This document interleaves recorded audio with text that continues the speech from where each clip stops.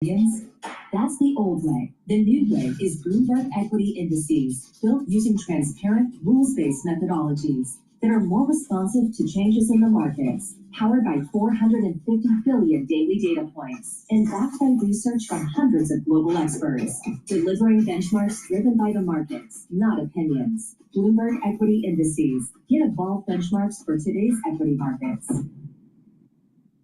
They're golden, they're crispy, they're tender, they're buttermilk shrimp nibblers. Hey, play that back. Yeah, nice. Here for a shrimp time, not a long time. Only at White Castle. Is driving Wall Street. We draw a distinction between the rhetoric and the action, bringing you market-moving guests and original reporting. This is Bloomberg Surveillance. Bringing you up-to-the-minute global news whenever and wherever it happens. I'm Jemana Bersachi in Davos, Switzerland, and this is Bloomberg.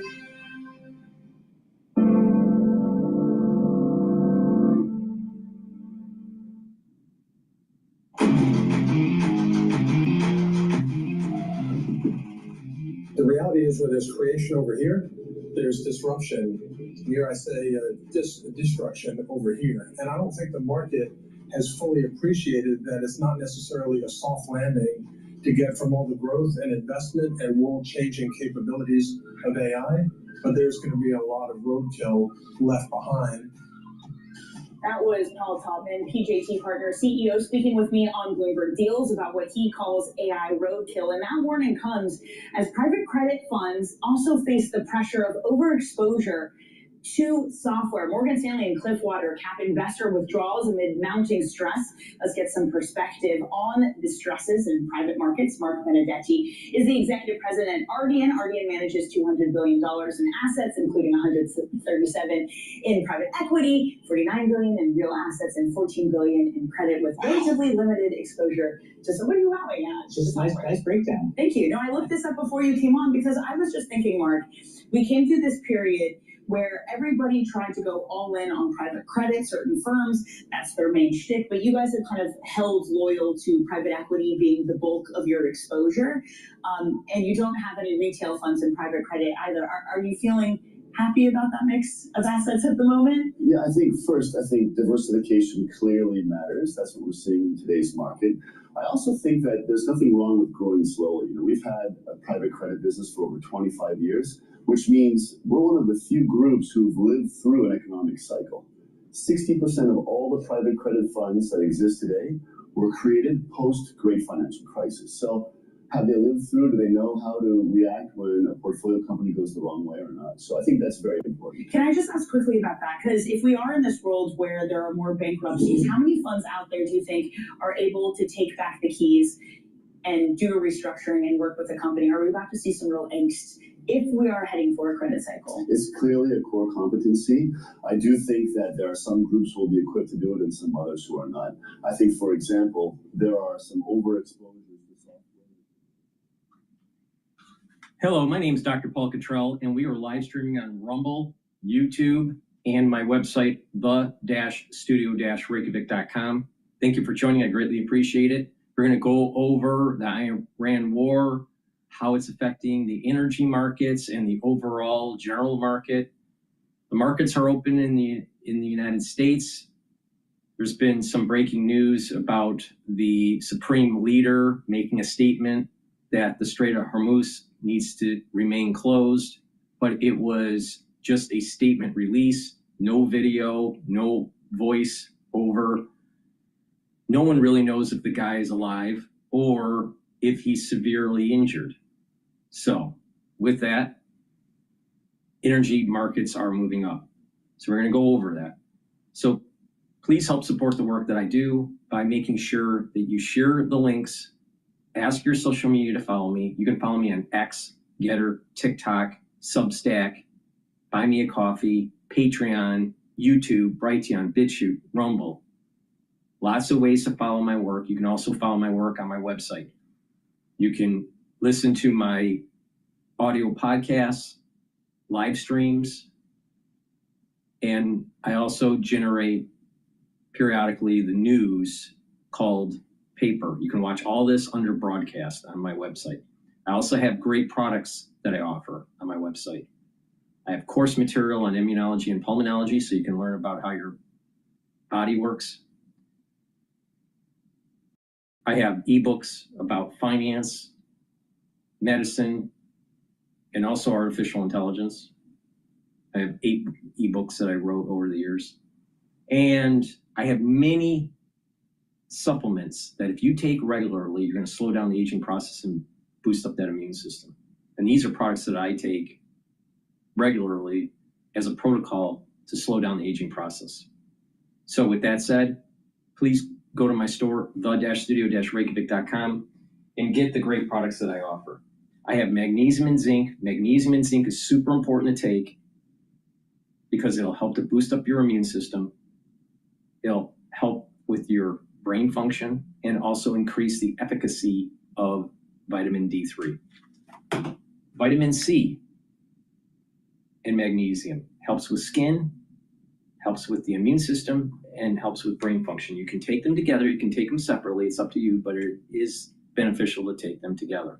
So please go to my store, the-studio-reykjavik.com, and get the vitamin C and magnesium and the magnesium and zinc. It's really important for brain function. A lot of people don't realize, but the crisis that we went through in 2020, there's an aftershock. Many people are going to have problems with neurons, the neuron connection, early onset of dementia, memory loss, kinematic issues. There's lots of problems that people are going to start to manifest or have already started manifesting because of the crisis that we went through. And one way to mitigate or modulate the issues from 2020 is to improve your brain health and improve the health of your neurons.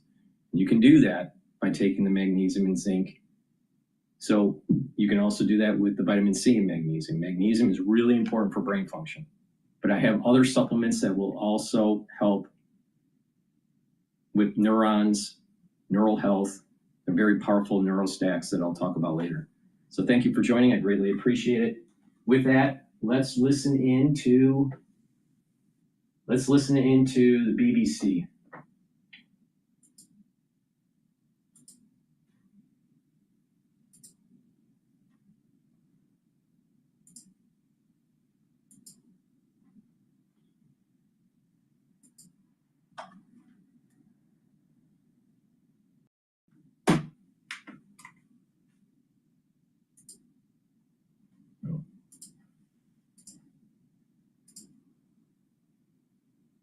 But Dubai has also suffered from Iranian strikes, and very much similar story to what's happened in Doha. He spoke to me about the strikes seen in the city over the last 24 hours. We've seen Iran hitting out in many directions, trying to strike those really important sectors for the West, so shipping, oil, and banking. Here in Dubai, we saw a drone this morning that came down quite near the financial center here, and at the same time, you've got some banks saying that they're going to be shutting for a few days at least, with their staff working remotely, responding to this threat from Tehran that says that it will hit out at businesses and banks, American ones and others, because it says that Iranian banks have been targeted. So here in Dubai, people are on the alert. Last night there was a skyscraper, a distinctive building that was struck in the early hours. The authorities here saying that the building was evacuated, but that no one was injured. But the pictures today show where the impact was, and I think the thing to stress is that, yes, much of the aerial assault is being intercepted, but things are getting through, Marianne. And what about people inside Dubai, Nick? It's very difficult to gauge, to be honest with you, through social media and online, how exactly people are feeling in Dubai about what's happening there. Well, I think that picture that you painted when you were talking to Barbara a short time ago is one that's reflected here as well, obviously being Ramadan and also a lot of construction workers, other people out and about. You might be able to hear all the construction work go on. That hasn't stopped. Every now and then, periodically, People may go inside when they receive the alerts that you were talking about to their phones. But in a way, there has been a sense of normality for some people, others online in particular, being very strident, saying that I feel safe, this is a secure place, and everything is being done to protect us. But they might be going about their lives as normal or saying that they are, but these are not normal times because these alerts continue to come in. We've seen these drones be intercepted and in some cases get through. And the United Arab Emirates government saying that they in the past 24 hours have intercepted drones as well as cruise missiles and ballistic missiles. So I think lots of people have their own personal thoughts on their own safety and how secure they feel. But the alert remains in place here as Iran continues to lash out at its neighbours, in particular the UAE, really in the firing line. That's Nick Beak in Dubai. Continuing coverage here on BBC News. Stay with us.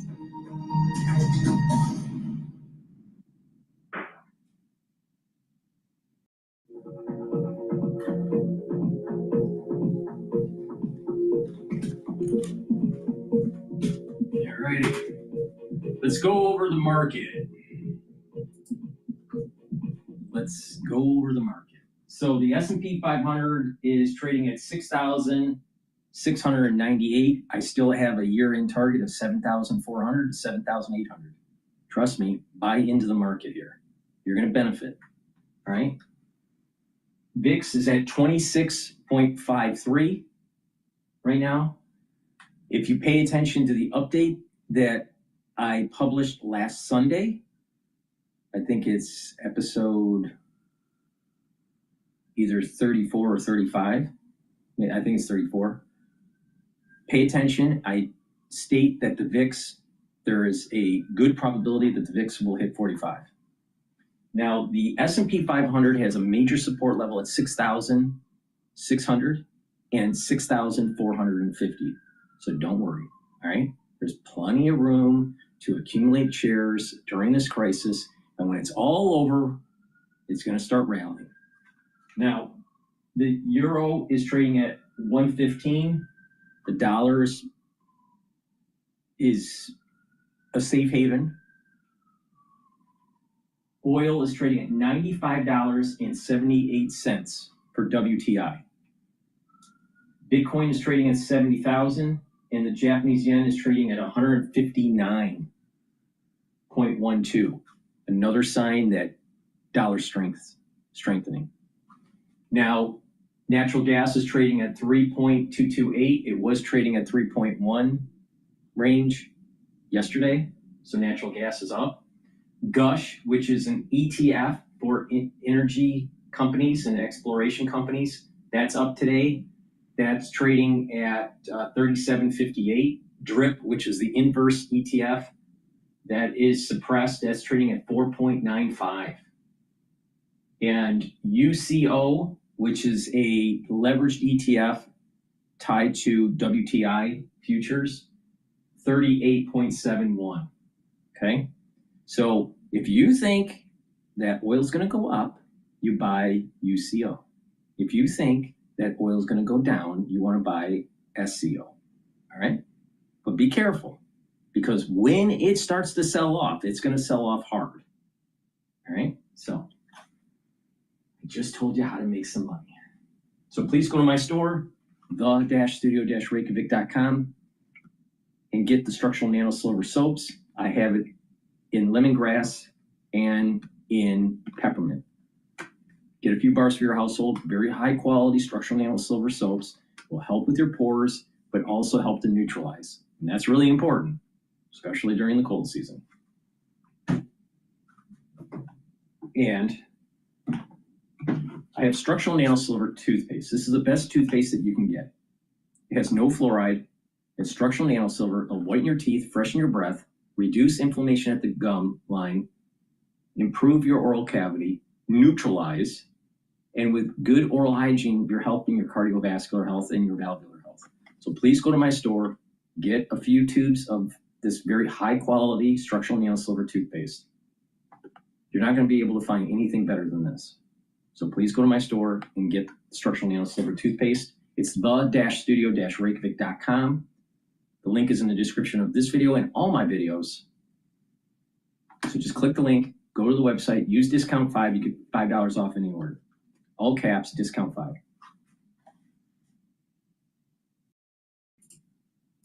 Let's go to Al Jazeera. To use those bases to attack Iran, Right. but nevertheless they Iranians, found this. right, Rob, the Iranians seem to, the Iranians are saying, including the guests I had previously, that attacks are being launched from bases in this region, from U.S. bases in this region. Is there any evidence today to support that claim?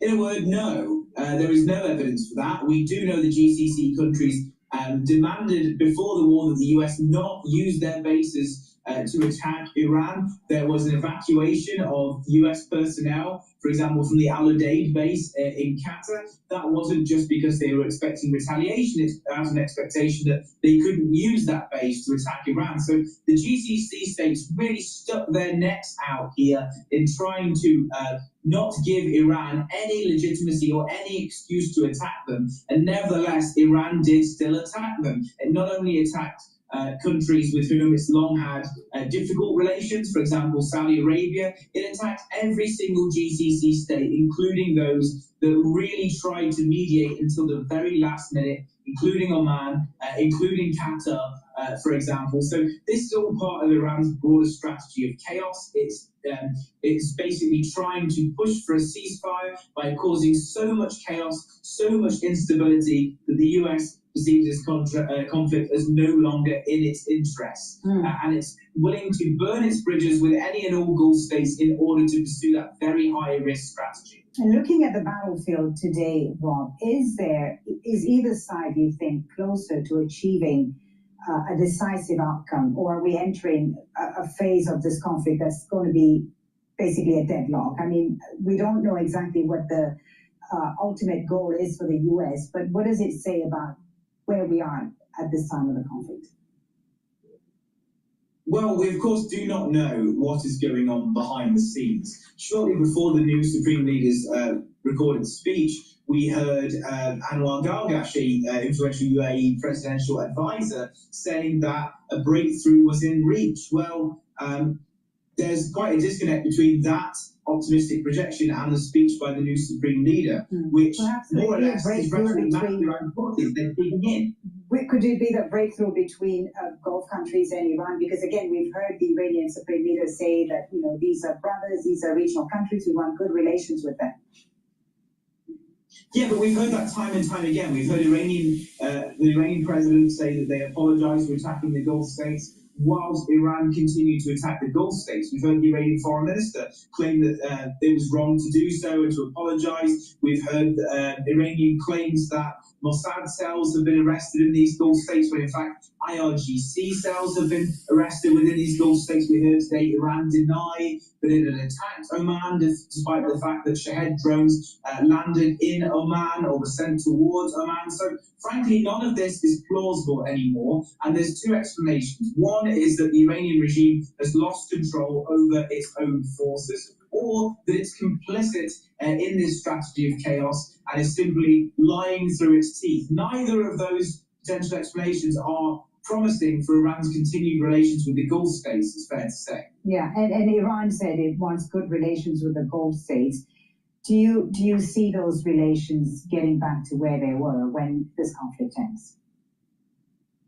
Well, the Gulf states know they have no choice but to have some kind of dialogue with Iran. This is normally any kind of situation like this. For example, looking at the Israeli front, you saw that Israel passed messages between themselves and Hezbollah, between themselves and Hamas, before the recent confrontation. So we'll probably have a similar scenario where there are still channels open between the Gulf states and Iran, though I think it's fair to say, and you guys in Doha will probably know better than I, that there is now very much no love lost between the Gulf states and Iran. Not just Gulf leaders, but Gulf publics as well. There is a real feeling that this is not their war, they are not legitimate targets, and particularly their civilians are not legitimate targets, but Iran continues to pound and target GCC cities from Riyadh to Doha and everything in between.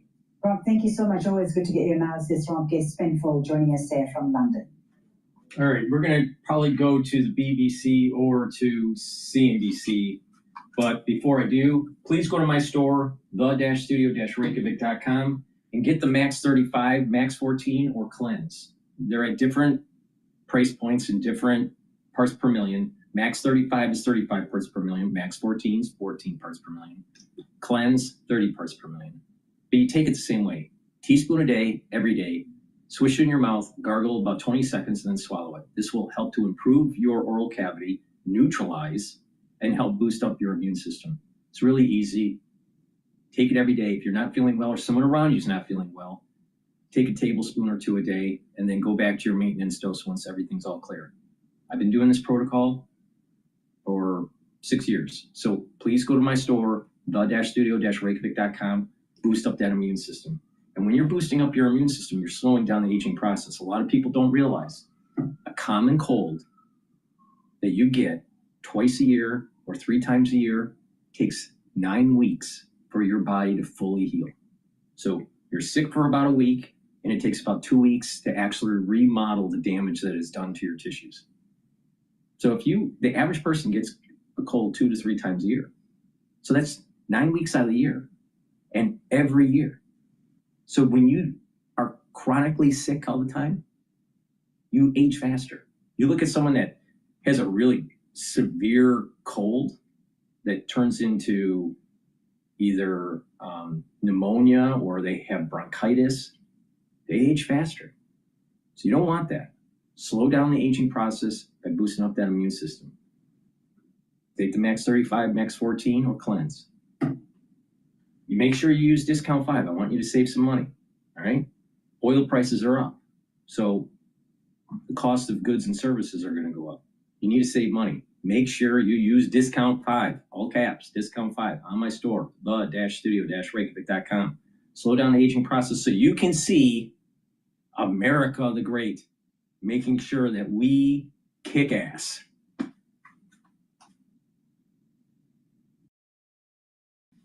All right, let's listen into CNBC. Longer than this intensive war of the last 12 days. Ambassador, a lot of ink's been spilled this week on whether or not there's white space between what the United States sees as an end goal and what the Israelis see. Do you think there's a difference? I think there's a certain fundamental built-in difference, and that is the United States is a very big country, far away from the base, not threatened with imminent destruction. They're threatened with destruction in the long run. And Israel's a small country in Iran's backyard, and we are very much facing existential threats, not just threats from Iran. And so that's built in. The fact that the United States under its current leadership understands that if you don't meet the existential threat now, you will need it later under far more adverse circumstances, which is precisely, I think, that calculation leads to a dovetailing of our interests and our methodology. Right. It is so important to make sure that that Iran does not get weapons of mass destruction. Now, we can destroy their military. We can destroy their government systems and their infrastructure. That's easy. The bigger problem is making sure that we help them with a constitutional republic and making sure that their secular society, educated secular society, takes hold the reins and has a government of rule and law and of civil liberties. Now, this is really important because a lot of Arab nations, they don't, because they're under Sharia, they don't believe in this concept of civil liberties.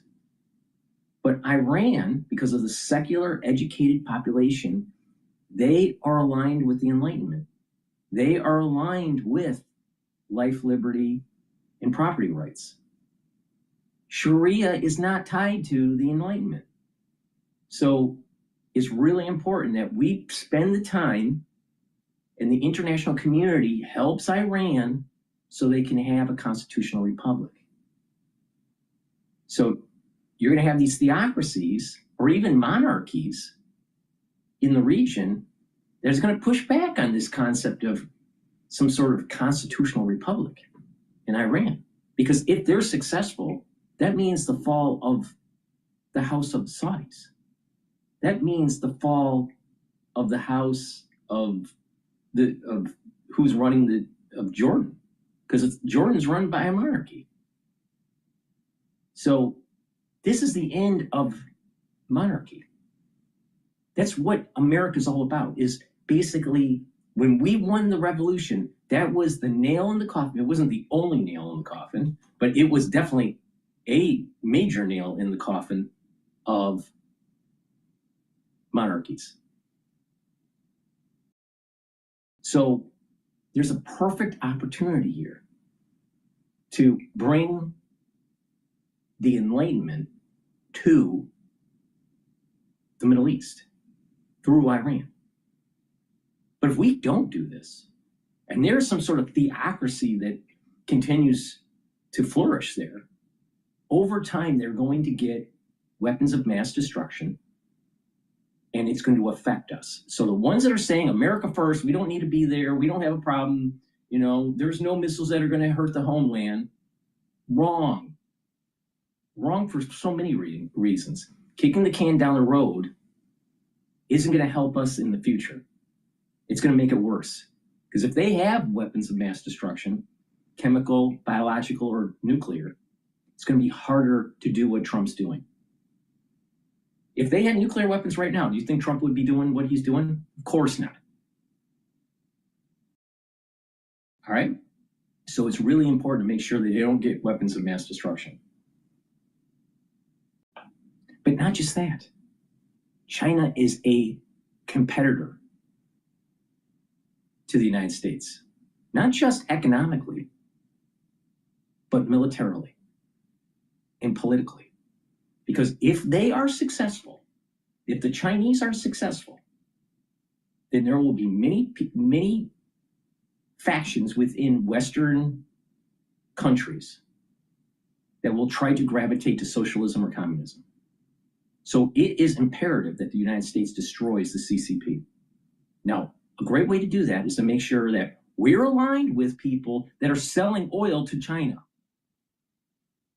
If we can have friendly relations with Russia, with Iran, most of the oil that goes to China is going to be controlled by the United States.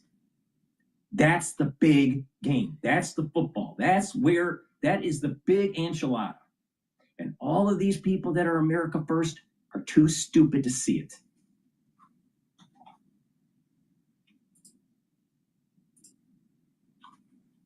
But at the same time, it's also understandable that people in a situation like this, a crisis, are going to look out the window, see an explosion, see a building on fire, see a missile in the air, and reach for their phone, record a video. They don't share it on social media. Maybe they share it with friends and family, but they're still being arrested for that. And that, to me, is counterproductive. If they're concerned about the UAE being seen as dangerous, and I think this is the main thing, and what it speaks to, is they don't want these pictures hanging around on the internet, these videos showing Dubai under attack, and they're going to be around for years. It potentially damages the country's economy. And so there's also that in mind. It was the same with Princess Haya and Princess Latifa. People weren't allowed to speak about these cases because they were damaging. So with us around the world and across the UK, this is BBC News. All right. I want to take a look at Fox News here.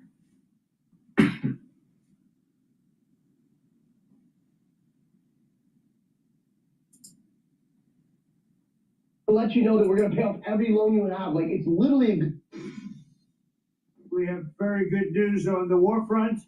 Namely, they are absolutely being destroyed. Iran is being absolutely decimated. That's all I can say. But we're going to be in very good shape. You see what's happening.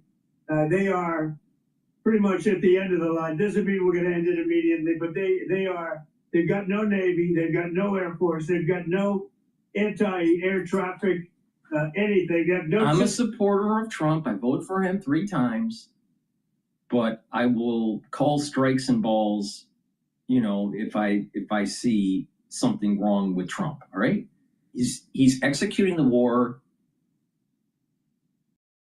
in a manner that most people did not think that the United States military could do this so fast and so effectively. So that's a good thing. problem is with Trump is that he sometimes talks in hyperbole. You know, he still hasn't really admitted to the American public that affordability is an issue for many people in the United States. All right. Yeah. Inflation rate has been stabilized and has been going down since the Biden administration, but absolute cost for goods and services have remained high. So the inflation rate doesn't mean anything to the average consumer. When they go to a grocery store, their bread and eggs and milk are still too damn high. Their housing costs too damn high. Buying a new car or leasing a car, too damn high. All right. So cost of goods and services are still a problem.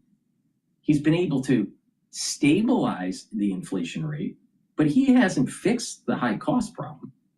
Then you have unemployment rate is at 4.4%, relatively low historically. Natural unemployment rate's about 5%. So it's below natural rate of unemployment. The problem comes in is that there's lots of people that are young that can't get into the workforce, or they're underemployed. Big problem. 52%, according to the St. Louis Fed's data, has stated that 52% of the ones that are coming out of college or high school, 52% of the youth are underemployed. So you get a college degree, let's say in engineering, and you're underemployed. Maybe you're working on a project, you're not fully employed. Maybe you have to, work in an industry that is not of your major. 52%. And then, depending on the data you look at, I've heard anywhere from 6 to 10% the unemployment rate for college grads. So somewhere it's definitely higher than the 4.4%. So the economy isn't working for everybody. When you have stock market at over 6,600, almost 7,000 at times, before the oil crisis, it was almost going to hit 7,000. So you have in a period where the stock market is doing really well, but yet there's so many people that are having problems with affordability. Trump doesn't talk about that. The affordability is an issue. Okay, now this hyperbole that he talks about how great the economy is and how affordable things are, well, the economy depends on how you define the economy. Wall Street's doing great. Main Street, not so well for many people. So he talks in hyperbole. He's talking in hyperbole with this Iran thing too. Our military is doing great. It's doing a great job in executing and knocking out targets. Just like how the stock market is doing pretty well. All right. But let's get to the brass tacks, where the rubber meets the road. All right.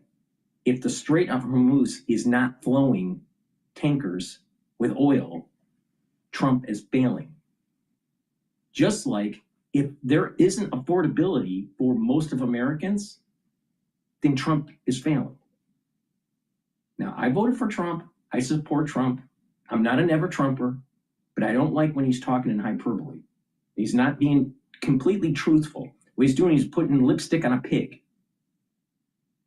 He's, kind of marketing, he's doing a marketing strategy.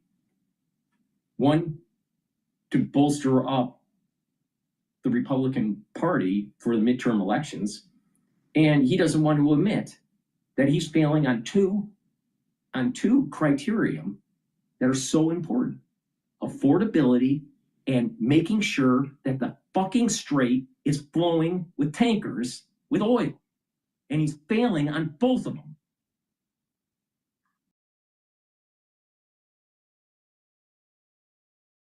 Systems of control, which is riding free range over that country. Most people say it's already been won. It's just a question of when. when do we stop? We don't want to let it regrow, and ideally would like to see. All right. Destroying the IRGC, great idea. Decapitating the Ayatollah, great idea. But the way he's talking, it's like at any given moment, I can just lift up the phone and tell my generals to stop. Really? Really? Do you think that the oil tankers are just going to start flowing when he decides to pick up the phone and say, General, stop shooting? Because the Iranians still have the capability of knocking out the fucking tankers. And Trump, because he's not intellectual, he's street smart, he's got a lot of blessing, he is a lucky person. He's more lucky than most people in this world, but he's not an intellectual.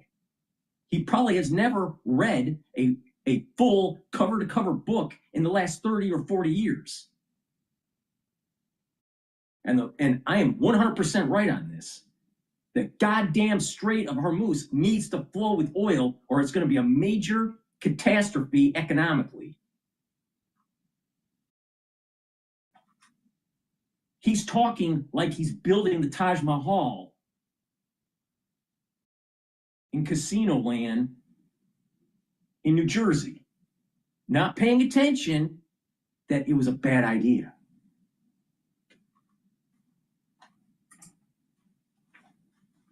Somebody in there that knows what they're doing. In other words, they could build a country.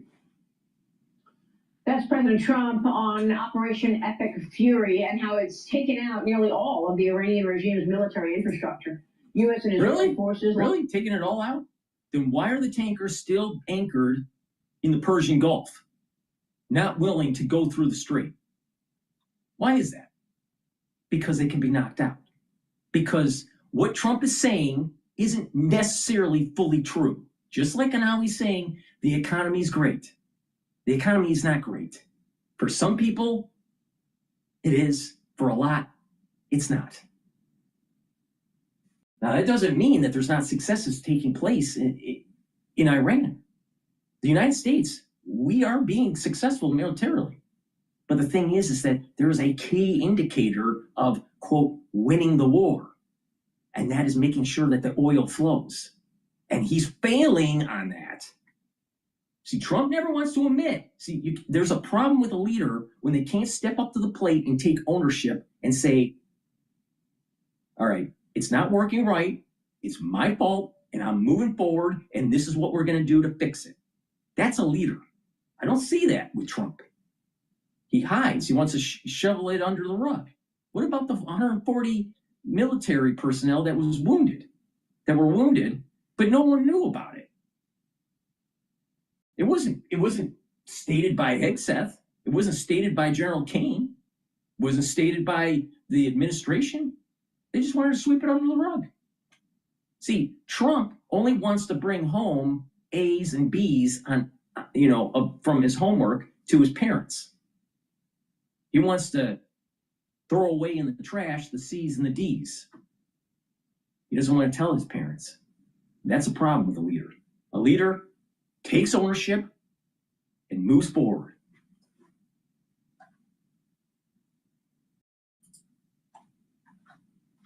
Barrage of strikes on Tehran throughout this week, despite harsh Iranian retaliation across the region, particularly yesterday. My next guest says we are seeing the beginning of the end of the Iranian regime. Joining me now is Ronald Reagan Institute Director Roger Zakheim. Roger, thanks so much for being here this morning. How would you assess this war? We know that yesterday... Now, keep this in context.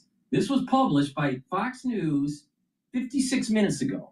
All right? 56 minutes ago. Oil is trading at $95.62 a barrel and it's moving closer to 100. You think that Trump is being successful? That the military is just, we've totally obliterated, the IRGC? The answer is no. They're doing a good job. But key metrics, especially when it comes to the oil flow, he's failing. Because the military is in control of the Persian Gulf or the Sea of, was it the Sea of Omar or the Gulf of Omar, whatever it is. But either side of the strait. The U.S. Navy isn't in control of it. Yeah, we blew up a lot of their ships. But when you have tankers that are only going through the strait because they're afraid of being hit by either rockets or by drones, the U.S. military hasn't fully neutralized the IRGC. Until they're fully neutralized, Trump has failed. So when he says, I can just pick up the phone and just end it, really? You can just end it? When you have hundreds of tankers that are not willing to go through the strait? This thing is supposed to flow approximately 14 million barrels a day. A day. Now think about that. Every day that goes by, 14 million barrels are not going to the refineries. The refineries have to stay open, processing, or they have to go and shut down. And when they shut down, it takes a long time to reboot it. It's not just flipping a switch. So is Trump really successful? Like he's so successful about affordability? Because both of those metrics, he's failed.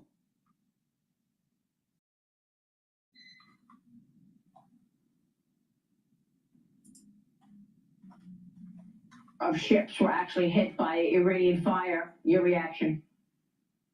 Well, I think that's to be expected. Our campaign planners and Central Command known that this was an area of vulnerability. I think overall, the president has it right. This has gone very successfully. It was not something that was going to be done in a matter of days, but weeks to degrade all of the capability of the Iranian military. And the Straits of Hormuz, it's tight, 24 miles wide at its most narrow element. Over there was always going to be something that the CENTCOM planners were going to be focused on and knew would take time to clear out. And that's really where we are at this moment. But what we are going to see here, I think it's then why is the president saying I can end it at any time? No, you can't end it at any time. You have to clean the Strait of Hormuz so the tankers are flowing. Then you can end it. See, it's the same problem with the affordability. He doesn't want to tell the full truth.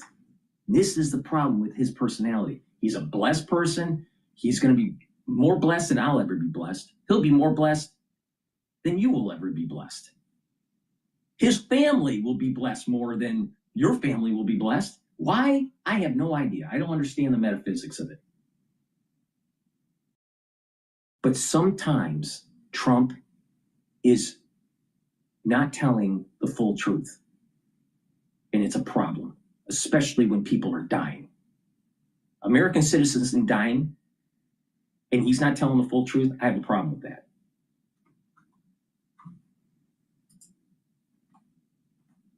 And the regime is, it's been degraded, as the president said, and we're going to exchange really short-term instability for long-term stability. And that's the sort of thing that's really going to benefit the U.S. economic security and, of course, our national security. Right. Absolutely. And the president is... I'm all for knocking out Iran. I'm all for killing the Ayatollah. I'm all for booting up a constitutional republic for the secular society of Iran.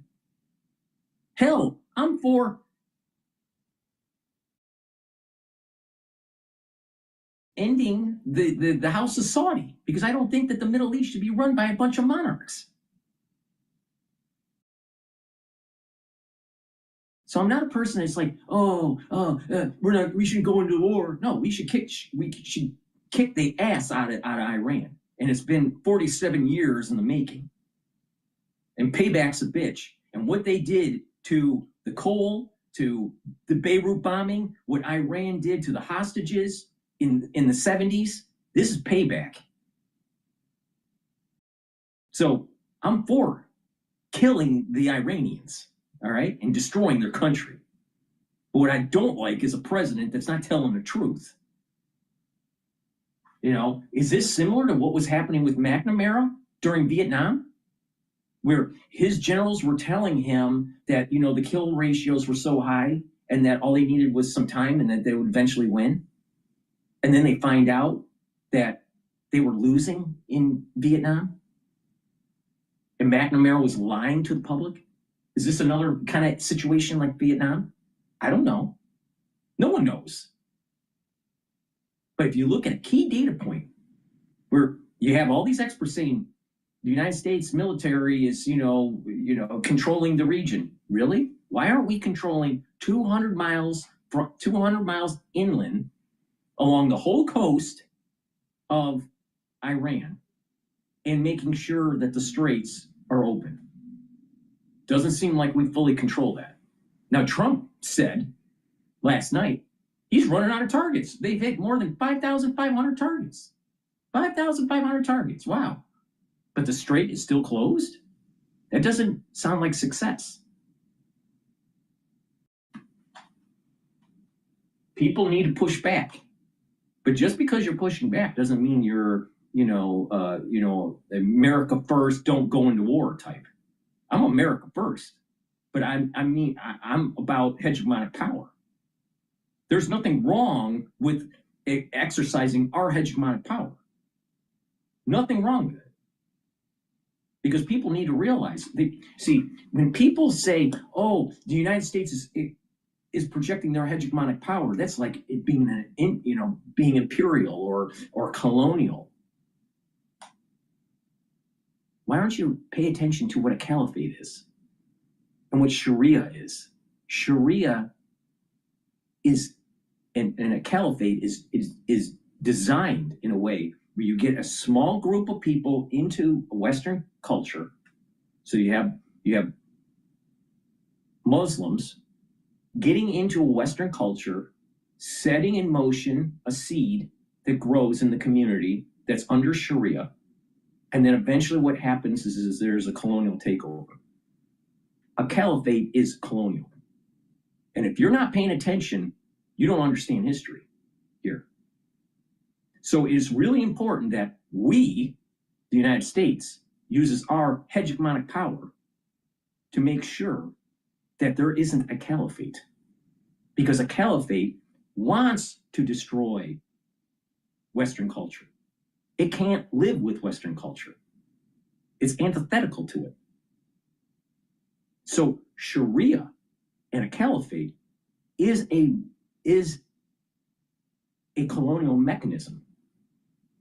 So these people out there saying, oh, white privilege and we got to stop the colonial wars and all this stuff. Well, you're going to get colonialization, but it won't be American. It will be a caliphate.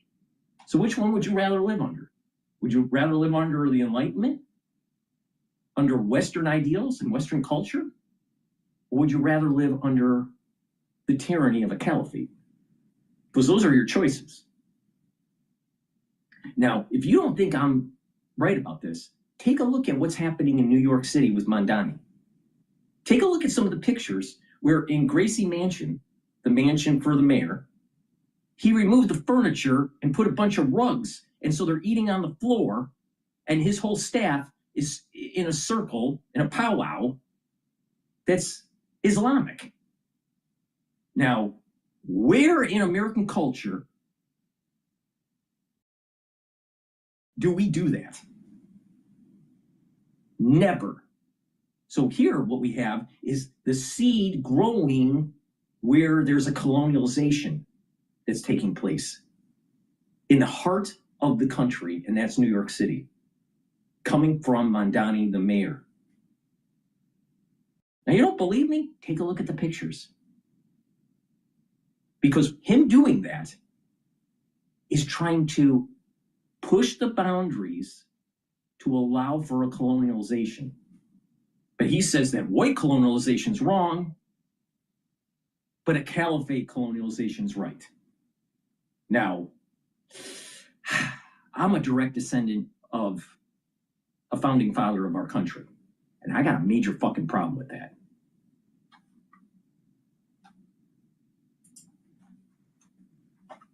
With that thinking when it comes to releasing oil as well. The president yesterday reversed course. He said he will, in fact, draw down 172 million barrels of oil from the Strategic Petroleum Reserve to help lower the price of oil, with a promise to fill it back up quickly. The International Energy Agency also going to release 400 million barrels of oil, the most ever, from its emergency reserves, as Iran is trying to fearmonger, warning that oil prices could go up to $200 a barrel as it fires back on merchant ships. Your reaction to the president's moves here on releasing the SPR oil? Yeah, a couple of things. One, President Trump holds the keys here. I mean, this is a regime that is crumbling. It's on the verge of collapse. There are lots of options off ramps to the president and things he can do to actually reassure markets, as you just pointed out. For those who said, America alone is America first, absolutely not. You see the way that allies and partners are cooperating on the economic front. Note the tremendous investment in energy resources is why we're able to carry out this campaign without putting American energy at risk, American fuel prices at risk. So we'll have some days, weeks of prices going up, but overall, President Trump controls the keys here. And it is a mistake for anyone to bet on President Trump blinking. This is somebody who really has full control, all the options before him, and we are winning. Yeah, no doubt. And General Jack Keane joined me this week, four-star general, obviously a former leader in the Army, and he made such an important point, I thought. It really struck me. Watch what he said, watch. Oil prices have gone up. Heck, Imagine being able to build an app with your name on it just by thinking about it. Meet Base 44, a complete AI creation. Oil prices have gone up. Heck, oil prices went up when Putin invaded Ukraine. It went up to $143 and it's sitting at 90 now.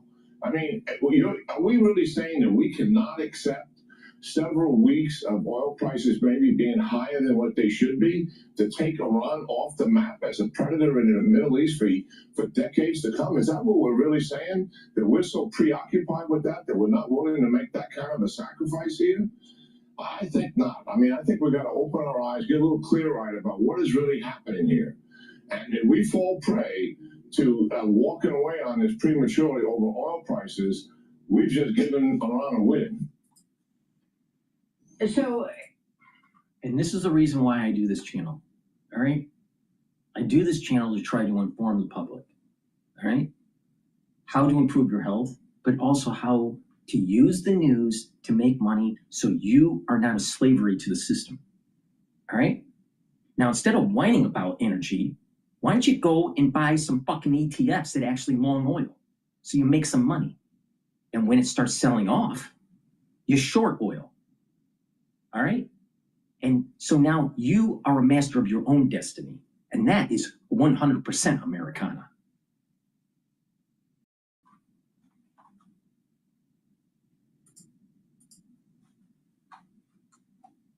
Understanding what the general just said, you still have a major issue in the Strait of Hormuz. U.S. Central Command urging civilians to avoid ports along the strait, writing that the Iranian regime is using civilian ports along the Strait of Hormuz to conduct military operations that threaten international shipping. Civilian ports used for military purposes lose protected status and become legitimate military targets under international law. So, Roger, what else can be done to secure the Strait of Hormuz so that these tankers are not afraid to travel through?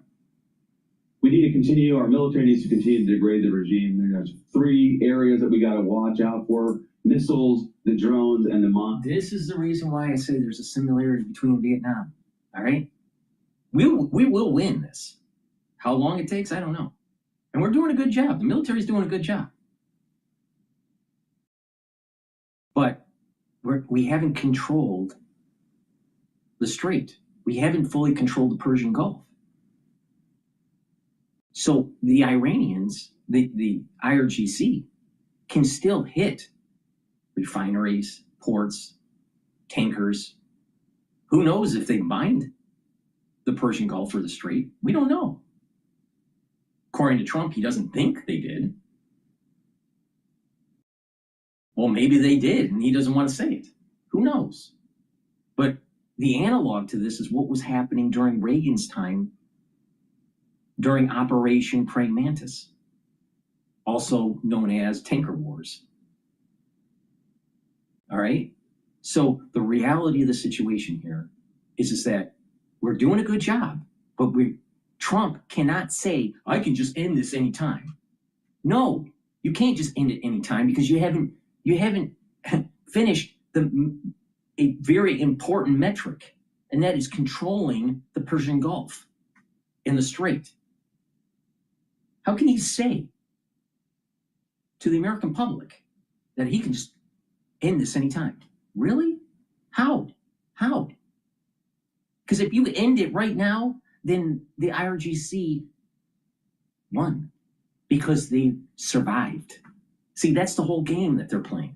You either have to completely destroy them to win, or you lose.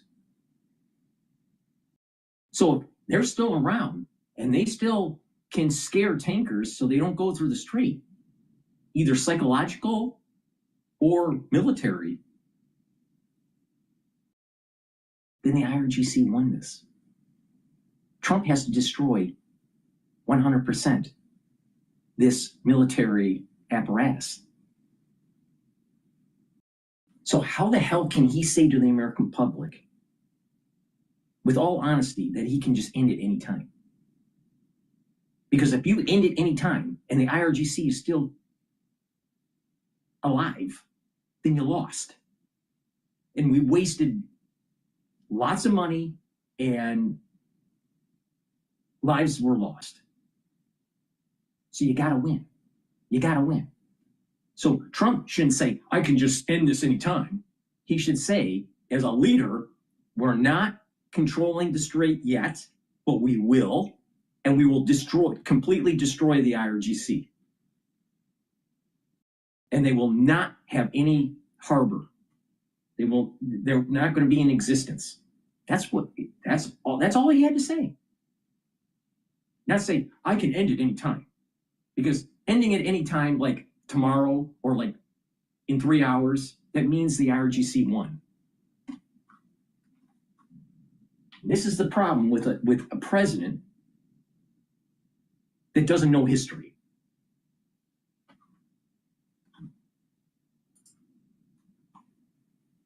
Is the first two we've done a great job of doing. The mines is the next frontier. You talk to military expert. That takes days, right? It's not going to happen in one day. It's probably going to be another week or so before we can kind of create that security. That's the uncertainty. That's the instability in the short term. General Keane has the Let me give you my perspective in terms of oil trading with what he just said.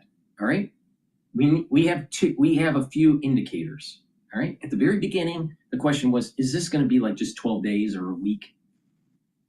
Or was it going to be 4 weeks? All right. So we passed the 1 week mark. All right. We're going to be in we're in the 2 week mark. It's not going to end by Saturday. So it's going to be 4 weeks out from the original hit. All right. So the question is, will it end by the end of March? And I would say that there's only a 50% chance that it'll end. So if it's not ending in a month, then it's going to extend to 3 months. If it doesn't end in 3 months from the original hit, then it's going to be 6 months. If it doesn't end in 6 months, it's going to be a year. All right. Now, the reason why I'm saying this is that there is a Fib sequence. There's a Fibonacci sequence of nature, of human behavior, of social systems. And this is the reason why that if you have a problem like cancer, or if you have a problem in a complex organization, you want to solve that problem quickly before it metastasizes. All right? He has a problem. It hasn't metastasized yet, but if he doesn't finish this by March, it's going to be a bigger problem. And that means that the energy markets are going to trade higher. Now, that doesn't mean we're going to be trading at $200 a barrel, but it's going to be elevated. Maybe trade at 110 and then come back down to 90 and then, fluctuate. So if he doesn't finish by the end of March, this is going to last for 3 months. Mark my words.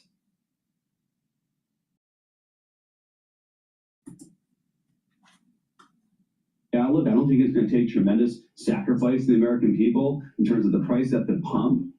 But the long-term stability is something the market should really be interested in, because we get this right.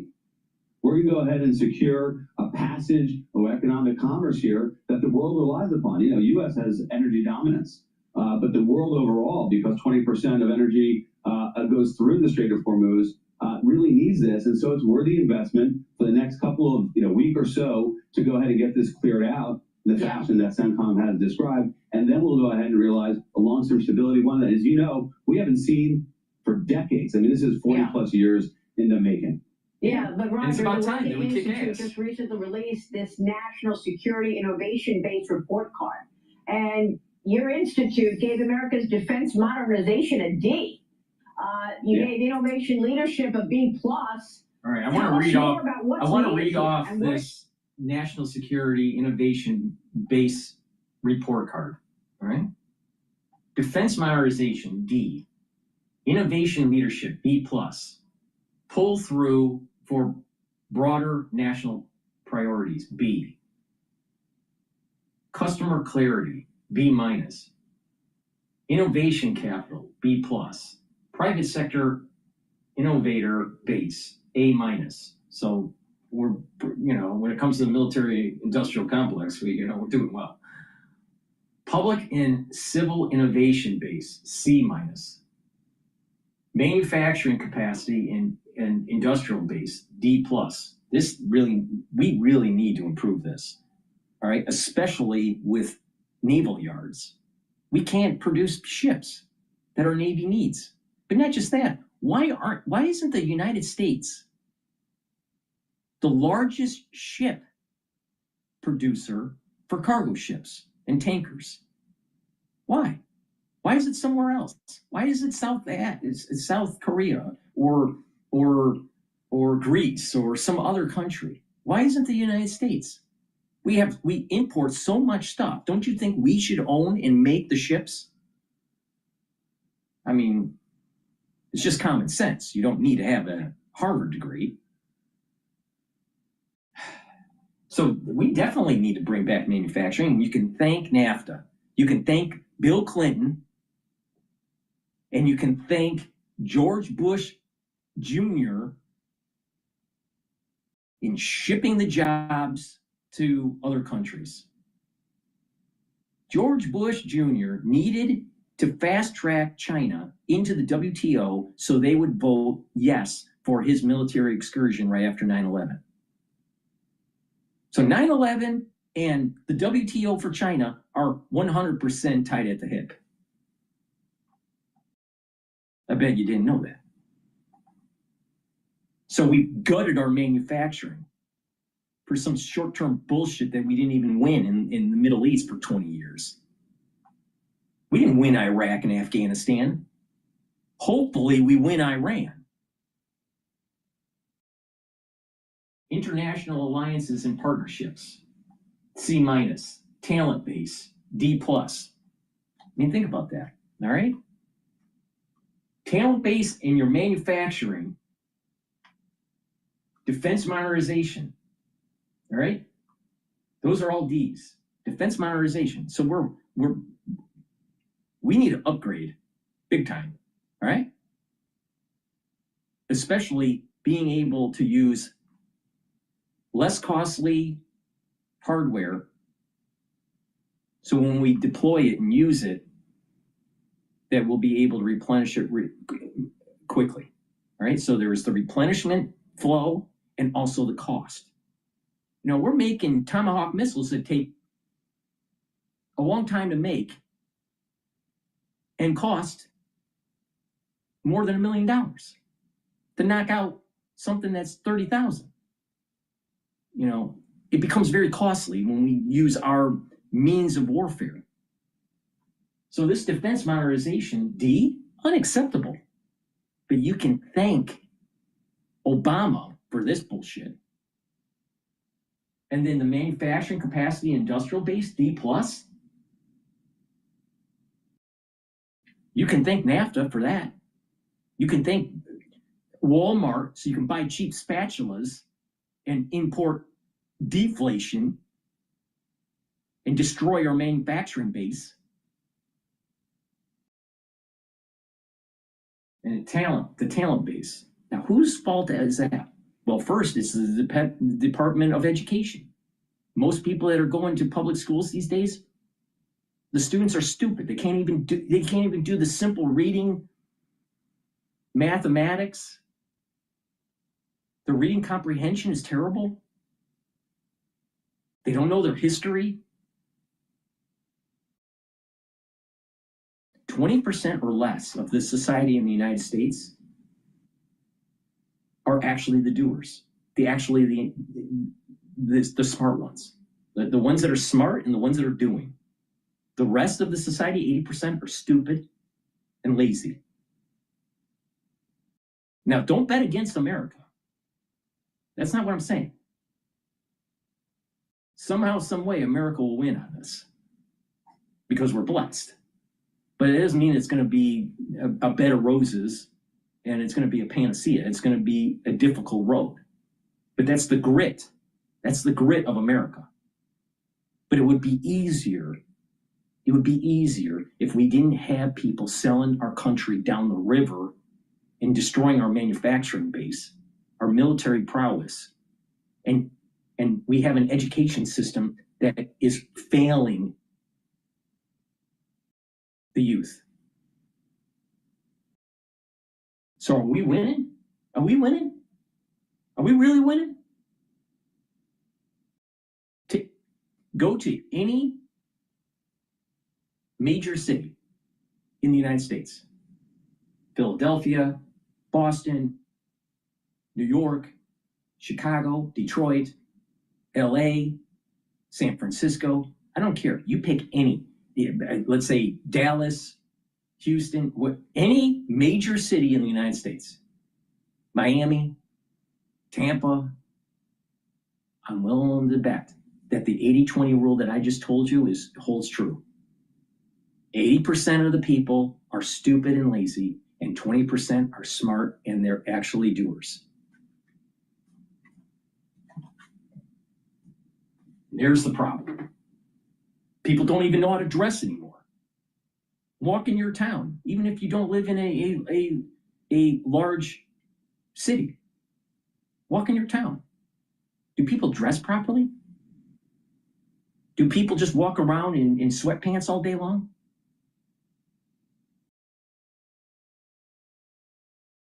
Problem.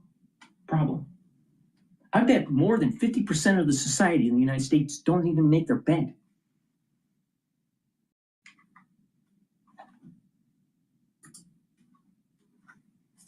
It's for the defense infrastructure policy. Well, thanks for raising it. And actually, your previous segment talking about the defense supplemental is a big part of it. The reason why modernization gets that low grade, and it's parity from the previous years, is because we're at this moment where we have a lot of energy from our innovators, from our industrial base, they're ready to get going, but we haven't seen the output yet. So the input here is quite positive. You saw that grade on customer clarity had a huge jump. President Trump has talked about a $1.5 trillion budget that's essential to get there. We've seen some other initiatives coming from the Pentagon. Secretary Hegseth talked about drone dominance. We know that's essential. If you weren't convinced before this conflict, you should be now after seeing what's playing out in the Persian Gulf. But the U.S. is not leading with drone dominance in Operation Epic Fury. It's doing it with our amazing but conventional military capabilities. That's where we need to get to next. We haven't seen that production yet, Maria. Once we do, you'll see that defense modernization grade go up, and I hope we'll see that in 12 months. Well, by the way, this is why President Trump had the defense manufacturers at the White House last week. He's telling them, forget about the dividends, forget about the stock buybacks, start ramping up production. We need this now. And that's why he's asking for this, defense supplemental package of the $1.5 trillion. I understand. Roger, thanks for... All right. Let's listen into FBI on high alert for Iranian attack in California. What? How the fuck could this happen? Still winning, Trump?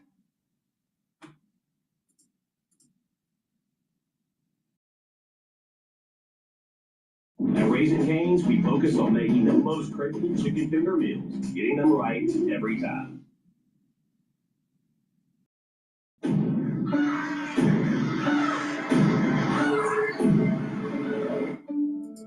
Something's different. Meantime, the FBI is warning of an alleged Iranian surprise drone attack plot on a target in California in retaliation for the U.S. strikes on Iran. Mark Meredith joins us live from Washington with all the details. Hi, Mark. Carly and Don, good to see you both. American cities coast to coast remain on alert for any potential terror attacks amid the war with Iran. And there is a particular concern in California where officials are on the lookout for for any potential drone attacks. For years, Iran has relied on drones to carry out deadly airstrikes across the Middle East. Today, those concerns a similar attack could be launched off U.S. shores. There was a bulletin issued a week ago, but it was not released publicly at first, which says, we recently acquired information that as of early February of this year, Iran allegedly aspired to conduct a surprise attack using unmanned aerial vehicles, UAVs, from an unidentified vessel off the coast of the U.S. homeland, specifically against unspecified targets in California, in the event that the U.S. conducted strikes against Iran. We have no additional information on the timing, method, target, or perpetrators of this alleged attack. President Trump, he too, was asked about this possibility on Wednesday. It's being investigated, but you have a lot of things happening, and all we can do is take them as they come. And the war itself is being prosecuted as well as anybody has ever seen. And this is other countries telling me too. Big countries, powerful countries. They said they've never seen anything like it. The LA County Sheriff's Office also weighing in on this, saying, in light of global events, the department remains at an elevated level of readiness and is maintaining increased vigilance as we continue to protect our residents of Los Angeles County. We're also hearing from the Democratic governor of California, Gavin Newsom, who says he's in constant coordination with his emergency team to monitor potential threats to California, including those tied to the conflict in the Middle East. While we are not aware of any imminent threats at this time, we remain prepared for any emergency in our state. And while federal and state officials this morning are downplaying the risk of a surprise attack, there are still concerns for a sleeper cell attack somewhere in the U.S. and, of course, as Trey's just mentioning, throughout the Middle East. Todd and Carl? There certainly are those concerns. Mark Meredith, live for us in Washington. All right. And this dovetails into what I've been saying for months, since November of 2024. It's more than months. It's more than a year. September 11th, 2026 is going to be a curse in the world. I said that shortly after Trump was elected. Now, you got to pay attention. Sometimes, people don't pay attention to some of the details, some of the nuances. Trump was the 45th president and the 47th president. What is 4 plus 5? 9. What's 4 plus 7? 11. The damn hat is saying 9/11. Now, what happens with this year, 9/11? This year, 9/11, coincides with Rosh Hashanah, a Jewish holiday of the new year. And it coincides with it being on the Sabbath. So a certain blowing of the shofar, which is the ram's horn, can't be performed because it's on the Sabbath. And when you don't blow the shofar, when the Jews don't blow the shofar, there's a curse. Now, it could be on the community, it could be on the people, it could be at a country level or a worldwide level. But because of the things that have been happening since October 7th of 2023, do you think that the world is a better place? Do you feel that there's more peace and harmony? Or do you think there's more fighting, infighting? There's more infighting in the United States between liberals and conservatives, between Democrats and Republicans, between Muslims and Jews. Anti-Semitism is an all-time high. Do you think that the world is going to be blessed when the ram's horn isn't blown on September 11th? And September 11th is like a scary time for the United States. Not just that. Societies and individuals have soul roots. That's where the power of our soul comes from. There's an energy force. It's called a soul root. This is written in the Zohar thousands of years ago. All right? So I'm not making this up. All you got to do is look up the Zohar and soul roots. All right? And this is the energy force that people have. But that soul root also happens at a societal level or a countrywide level. A country has a soul root. The United States has a soul root. Okay? Now, the two major soul roots that we are worried about in the modern context is the soul root of Jacob and the soul root of Esau, the two twins in the Bible. They don't like each other. And guess what?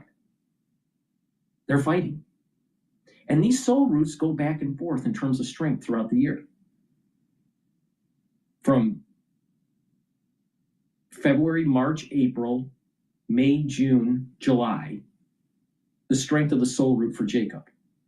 August, September, October, November, December, January is the soul root strength for Esau. So it happens in a cycle. We're September 11th. Who has the strength?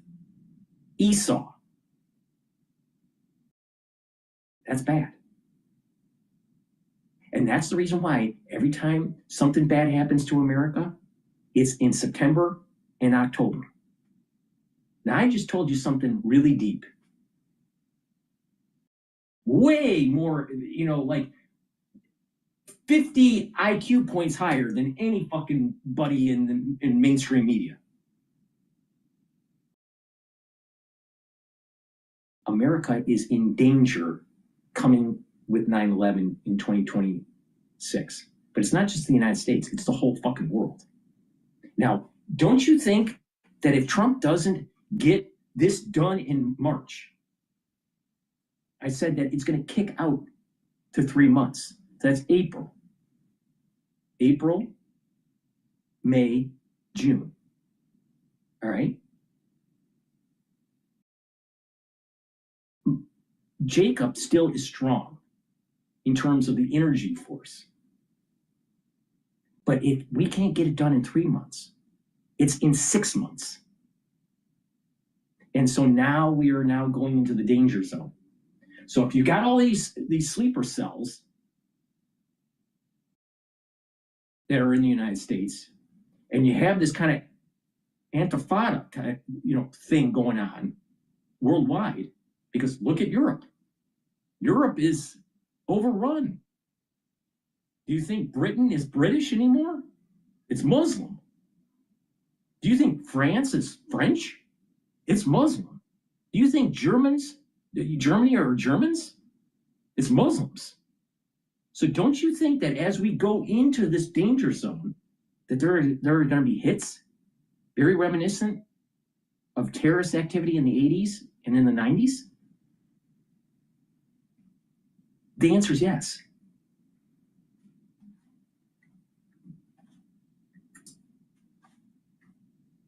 Mark, thank you. Let's bring in decorated Navy Top Gun graduate, F/A-18 fighter pilot, and founder of No Fallen Heroes Foundation, Matthew Buckley. Thank you so much for joining us. What should we know about this alert and the possibility of something like this actually happening? Oh, good morning, Carly. Always a possibility when you leave the southern border wide open for the past 4 years. It's just an absolute disgrace. Not only wide open, but I remember Fox showing footage of the then Biden administration actually having forklifts lift up barbed wire that secured our border and letting people stream in. I had a buddy I flew Hornets with who, after he got off active duty, he flew for Customs and Border Patrol. And he said, Wiz, you wouldn't believe how many prayer rugs and Korans we find in the desert. So these sleeper cells are in this country. And 9/11 is in a strength of Esau. That is really bad for the United States. Really bad. You can thank Biden and the wonders of the Democratic Party for opening up the floodgates so the curse could come. Thank you very much.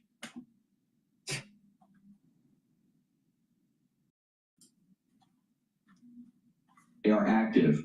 On 9/11, we had terrorists sitting in first class or buy airline tickets. Why would they do that to get into this country when they can just walk in? It's an absolute disgrace. I strongly recommend everybody keep their head on a swivel, and it's not just a glib saying. If you see something, say something, because you might just save a life.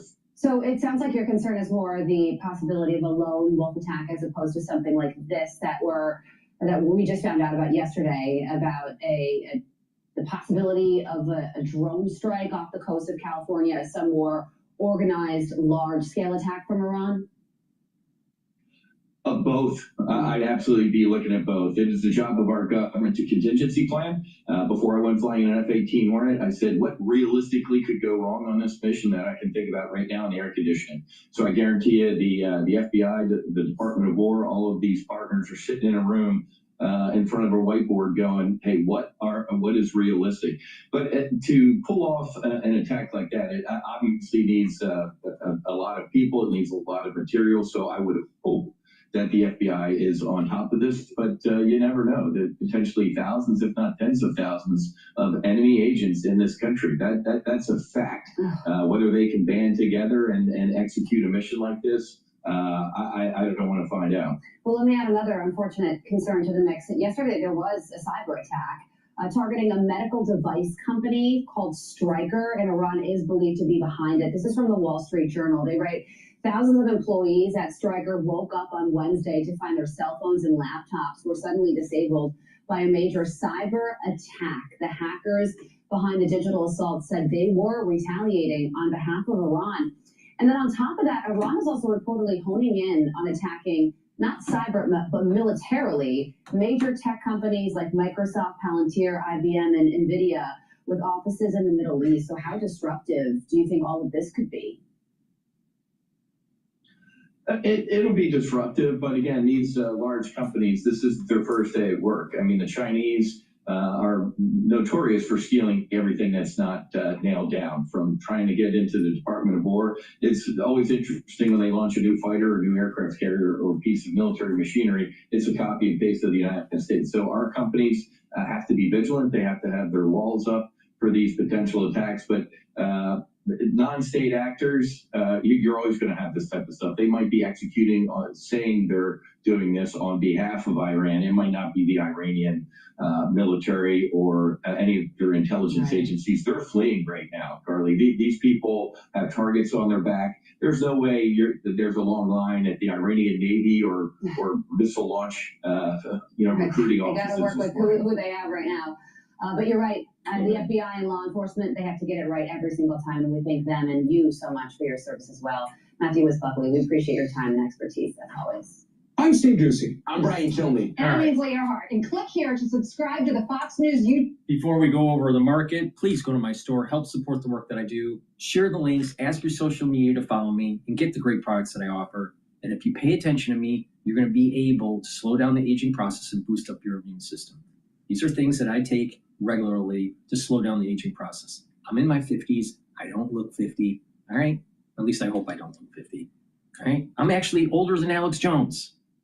And Alex Jones looks a hell of a lot older than me. All right. So maybe you should pay attention. Resveratrol soaks up free radicals, helps the health of your mitochondria, boosts up your energy levels, helps with youthful gene expression, and it gets rid of cells that are just sitting there collecting garbage. It's called senescence. All right. Take resveratrol every day, slow down the aging process. This will also help with the basal layer for your skin. Digestive enzyme complex helps to break up carbohydrates, proteins, and lipids and reduces the load on your pancreas. You don't want to be a Steve Jobs. There are lots of people, no matter how healthy you are, your pancreas isn't functioning as well as when you were younger. You better start getting the digestive enzyme complex to reduce the load on your pancreas, all right? Because if you have a diseased pancreas, you're going to die, all right? It's going to be that simple. So please go to my store and get the digestive enzyme complex.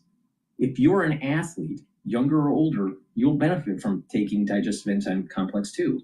Why? Because you're going to be doing a pre or post fueling after your workout or before your workout, and you need to break up those carbohydrates, proteins, and lipids. This will help you.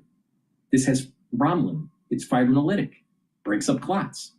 A lot of people have that problem lately. And digestive enzyme complex breaks up glycoproteins because it's proteolytic. That's super important, especially during the cold season. So this is an added benefit. This helps you to break up your food. This helps to reduce the load on your pancreas, helps to reduce clot formation, overclotting, all right?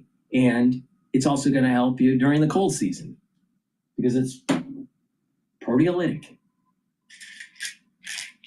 Vitamin D3. This will help with the gene expression in cells because it's a gene expression cofactor. It also helps to absorb calcium. If you do resistance training, it's going to help to build denser bones. You don't want to have brittle bones because if you fall and break your hip and you're elderly, chances are you're going to die in 2 weeks. Statistically, you break your hip, you die in 2 weeks if you're elderly.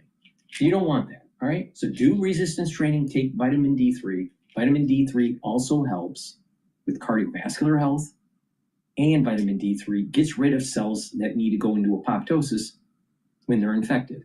That's the reason why it's so important to take while you're sick. Vitamin D3 does amazing stuff. Olive leaf extract, dual purpose, brings down inflammation and allows you to control your lipid profile. So you're boosting up your immune system and helping your cardiovascular system. And omega-3 brings down inflammation and helps with the lipid profile. You should be taking it every day. It stacks really well with olive leaf extract. So make sure you get the omega-3 and the olive leaf extract. All right? That's a great way to get healthy, right? And slow down the aging process. So please go to my store, use discount 5. You know why? Because we have inflation and I want you to save some money. Use discount 5, all caps, and get $5 off any order. You can use it as many times as you want. Go to my store, the-studio-reykjavik.com. The link is in the description of this video and all my videos. And get the great supplements that I offer. These are supplements I take every day to slow down the aging process. And guess what? It's working. All right. Let's listen into...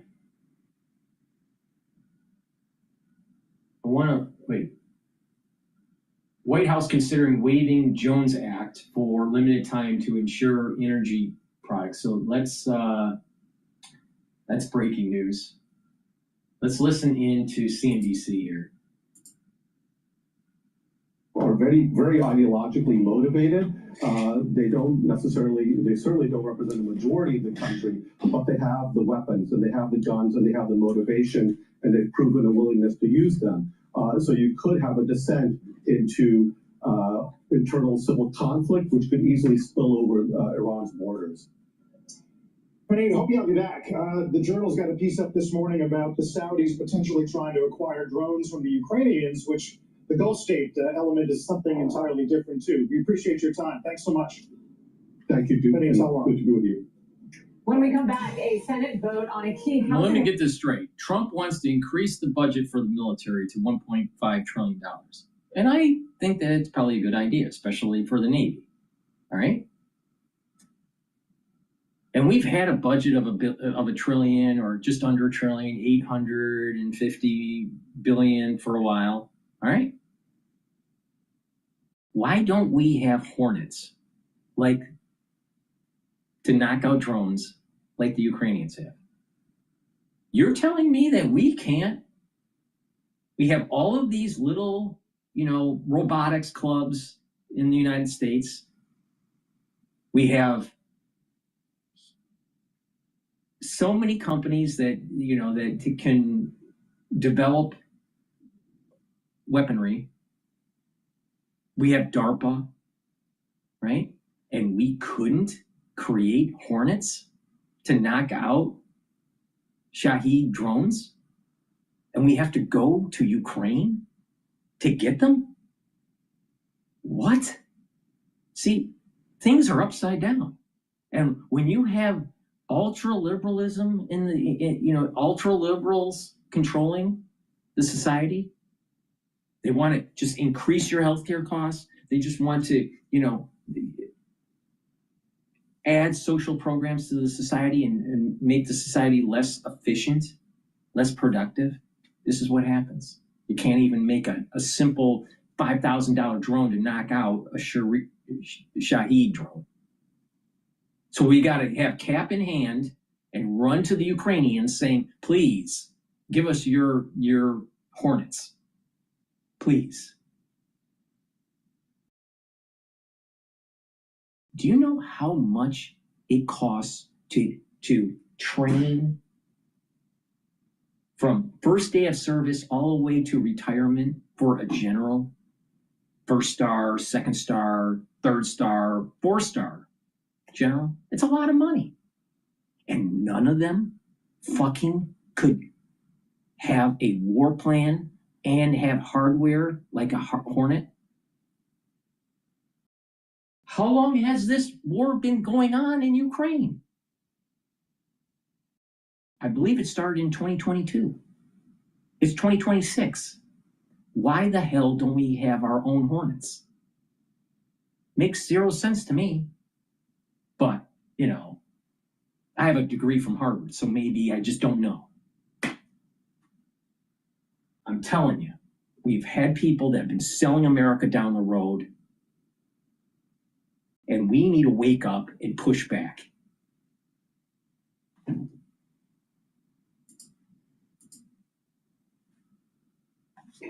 Well, his appointment was very much one of defiance. Their attitudes right from the outset have been highly defiant towards American power and Israel, and that's nothing that you wouldn't expect. All right, I'm gonna shift over to this podcast that was just published by Bloomberg about oil disruption. When you think like that, and you never go, you never come back. So a couple of things that work together. This decentralized decision-making, given our ability to impact internal communications within the government. And then there are a couple of hundred small sites along the Iranian coast where people have the capacity to interrupt shipping in the Gulf, whether it's through putting mines in or sending off small drones. Right. And that really makes the job very difficult. When you help build out Yemen's ability to do hydrocarbons, you've driven many of those roads. I read yesterday as an amateur of 3 Independence-class minesweeper military boats have been ready for the U.S. Army, and all of it's U.S. Navy, I should say. And it all sounds like it's going to take days and weeks to get a path through the Gulf of Hormuz. Are you looking at days and weeks, or dare I say months, to open up the Gulf? Well, that's the uncertainty.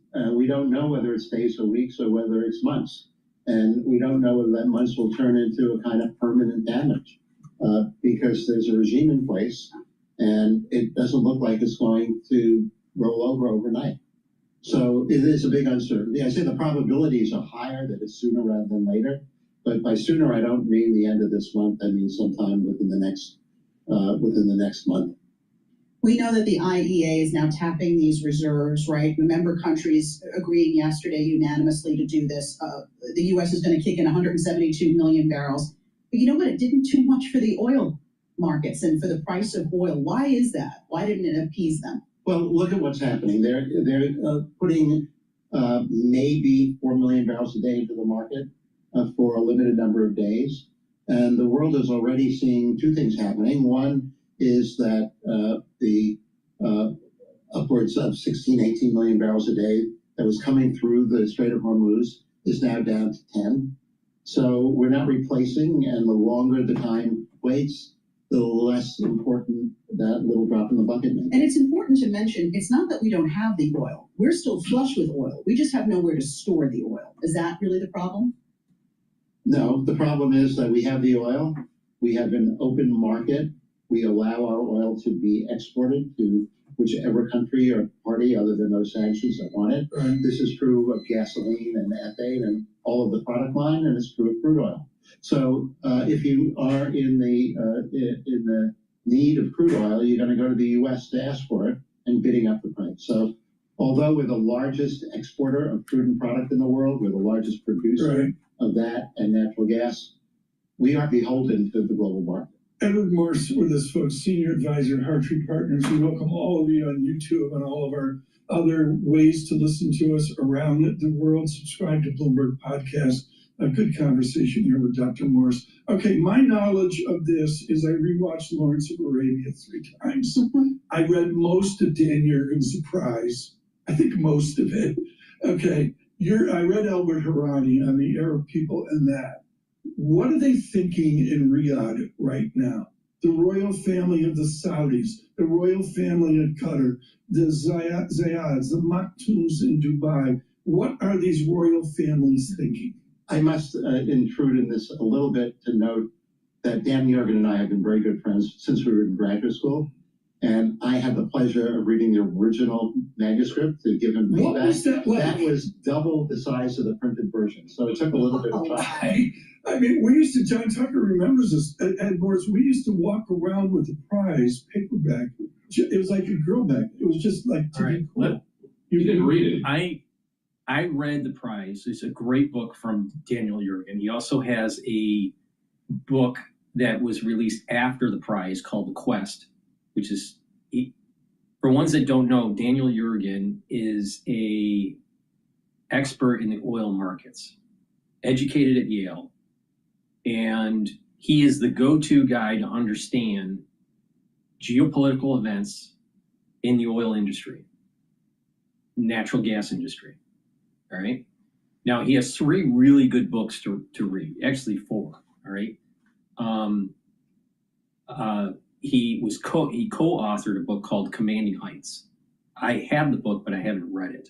But I've listened to so many lectures by Daniel Jurgen. I already know what's in the book. But I read Quest and saw the documentary that you can watch for free on YouTube. I think it's about 10 episodes or 11 episodes, but it goes through the whole industry of oil, the beginnings of it during Rockefeller all the way into the modern time. Really important to watch that series if you really want to get a better take on what's going on in the oil market. So I highly recommend either reading or watching the documentary, The Prize. All right. Now there's a new book that was released during the COVID years. I think it was in 2020 or 2021. I think this book was released in 2020. It's called The New Map. All right, Daniel Jurgen. All right, I'm about a little less than halfway through it. All right, and what this does is it talks about a little bit about the oil, shale, and gas shale industry and how it's reconfiguring geopolitics. All right. Now he breaks it up. The first chapter is just kind of an introduction of the shale industry, gas and oil, and how it's helping the United States. All right. And then the rest of the book is broken up into regions. It goes over Russia and China and the United States and the interworkings of the pipelines and the terminals and liquid natural gas and the geopolitics that are at play. So to understand what's really going on right now in real time, I highly recommend that you read The New Map, or at least listen to some lectures that he has for free on YouTube about the New Map if you don't have time to read the book. But it'll give you a better understanding about what's happening here. And it's important that the United States gets a regime in Iran that is aligned with the United States. So we have leverage on China if China goes into Taiwan. All right? So the reason why we went into Venezuela was because it's heavy crude. The Middle East is mid-level crude in terms of density, viscosity. And refineries are fine-tuned to use either light sweet crude, heavy crude, or Middle Eastern crude or medium crude. All right? And these refineries are fine-tuned based on the viscosity.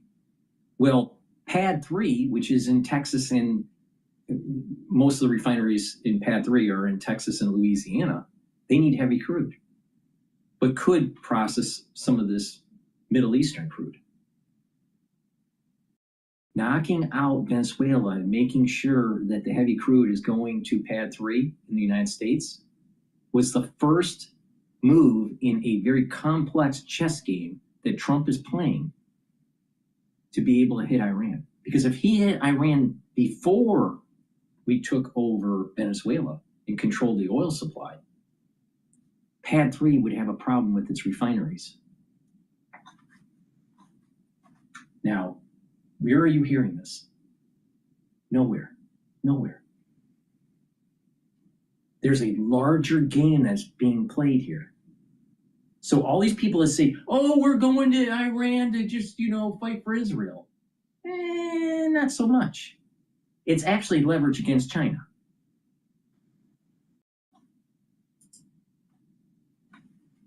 What was it like when you first read an absolutely definitive book?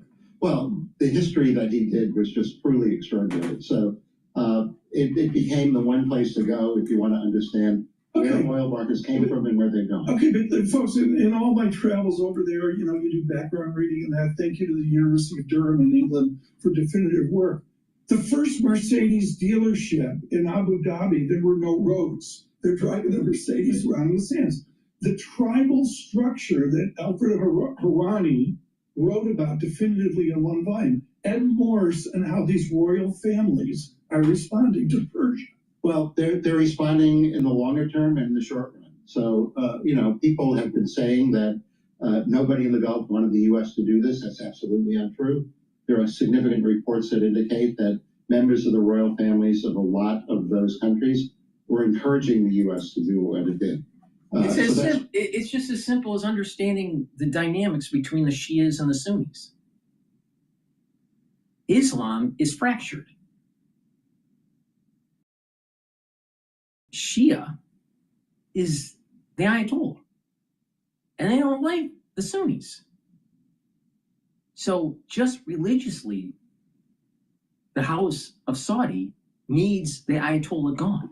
Now, they have a lot of money. The Saudis have a lot of money. They can buy any car on the planet. I don't know how many Maybachs they have, how many Rolls Royces they have. That's a lot. But they don't really have a strong military. They don't even have a very high population. Not that long ago, they were just herding camels. They got a lot of money. And they have Mecca. And so there's this infighting between the Shia and the Sunni. So just from a religious standpoint, they want the Ayatollah gone.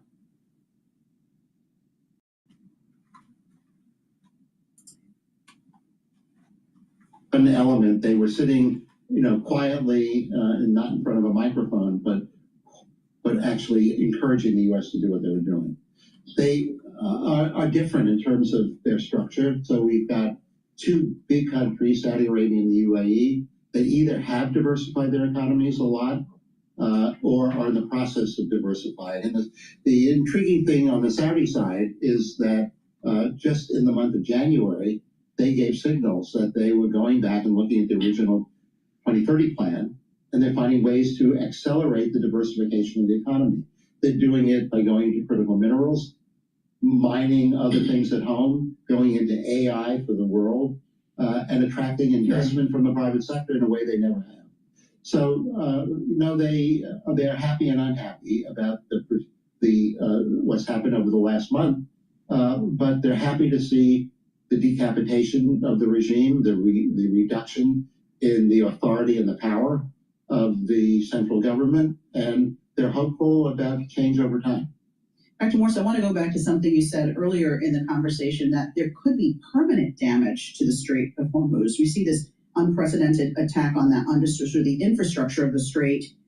What would that look like? What would permanent damage to the strait look like? Well, by permanent, I meant something going forward where we already know that the Iranians have restricted lanes of the Gulf for transit. They're allowing a number of sanctioned vessels to go through. They've increased their own exports. But given the number of weapons they have on the coast, given the nature of those weapons to intrude and interrupt transit through the strait, this is a long-term threat.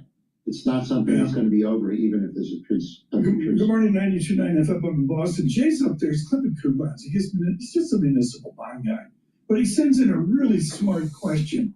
Can you ask Dr. Morse what we're going to do with Karg Island? It's not like Love Island. This is a little island right off the coast of Iran, directly east of Kuwait. Have you been there, Dr. Morse? Yes. You've been to Karg Island? Yes.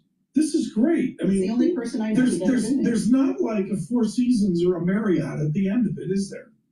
No, I know my Iran travels are really remarkable. I'll never write a memoir, but I was the first American delegation back to Iran after the revolution. Right. And when I was there, I had a classmate from graduate school who was the head of intelligence in the British Embassy. I had an escorted ride from the U.S. Embassy where I was staying to the British Embassy. I was actually co-chair of the U.S.-Iranian Bilateral Energy Working Group. Right. When I was with the British ambassador and my friend, our car was attacked on the street. We had to run out, escape, and the car was rolled over. Did you return the fire? I just got as anonymous as I could in the crowd. I think you should write a memoir. Of course, the simplistic idea here is if we really are at war, why aren't we taking out their immense undersea pipelines and refinery capacity out of this little island east of Kuwait? Well, you'll note that the Israelis have attacked some of the infrastructure, so that's been a threat that more of the infrastructure could be attacked. And we don't know what the president's going to do between now. Would you recommend to the president that he take out their major refinery hub? Well, I think there's a lesson to be learned, given that the Iranians have taken out other hubs and other refineries and are now attacking oil fields. So you shouldn't do that unless you expect the same in return. Yeah. The president hasn't done it, of course, because he's not interested in a significantly higher oil price environment. Whether his interest is for the midterm elections this year or something more durable is another question. But, he'd really like to see gasoline prices significantly lower. He now can't brag that gasoline prices are lower than they were since Biden, because they're now higher than the last year of the Biden administration. So, they're higher than both of his administrations, Trump's administration. And they're going to be higher yet because there's a lag effect between the crude price and where the What's your model price on Brent crude? Can you get it out to 120? I think it's easy to get it out to 120. We're in a world of unbelievable volatility in this market. We have seen witness to that in terms of going down and going up. Murban is pricing at 100 and Dubai pricing at 117, 118. And that's going to go higher because the longer those crudes can't get into global market, the higher the price is going to be. And I think you can reasonably think that on a supply-demand basis, unless there's an economic repercussion in which demand collapses, we are more likely than not to see prices above 100. Dr. Morse, help us understand how the U.S. was able to escort ships through the Red Sea with the Houthis, but even though Trump has said, we're going to do it here, we're going to do it here with the Strait, they haven't yet. Why? The Houthis didn't have the ability to mine the Red Sea. The Houthis were more limited, and the Houthis were more interested in, remember, they're a proxy, and they're a proxy that has an independent status within Yemen itself. So what have we heard from the Houthis lately? They've been unbelievably quiet. The best way to track them is Al Jazeera does a daily report on what the Houthis are up to. But so far they've done nothing to interrupt the safety line that the Saudis have. The Saudis have the Ambu pipeline. That is a 7 million barrel a day pipeline now. And that includes crude and product. That could be interrupted, but the Houthis haven't moved on. Edward Morse with us, and we continue with Dr. Morse here, a spirited conversation with a gentleman who owns the high ground on our geopolitics of hydrocarbon. Please go to my store, the-studio-reykjavik.com, and get the ashwagandha root. This will help to control your cortisol levels and bring down your glucose levels, your blood glucose levels. This is really important to help with your immune system. It also helps with brain function and your cardiovascular system. Turmeric, an antioxidant that brings down inflammation, helps with the immune system, brain function, and cardiovascular system. Lignans, soaks up free radicals, brings down inflammation, helps the immune system, helps the endocrine system, helps with brain function, and helps with the cardiovascular system. If you stack these together, right, it's a very powerful stack to reduce plaque formation, help with brain function, and help with your immune system by bringing down inflammation. Really important. And when you do that regularly, you're slowing down the aging process. It's a really powerful stack. So please go to my store, get the lignans, the ashwagandha root, and the turmeric. Now, you can take them separately, but there's a synergistic benefit if you take them together every day. So please go to my store and get the lignans, ashwagandha root, and the turmeric. Now, for a neurostack, a really powerful neurostack is to take the Good Night formula. This has tryptophan, melatonin, GABA, and passion flower. Take it every night, and this will allow you to get into 3 to 5 cycles of REM sleep and deep sleep, so you're detoxifying your central nervous system, consolidating memory, and getting more energy through a restful sleep. By doing that regularly, you're slowing down the aging process and improving your brain health. Clarity factor.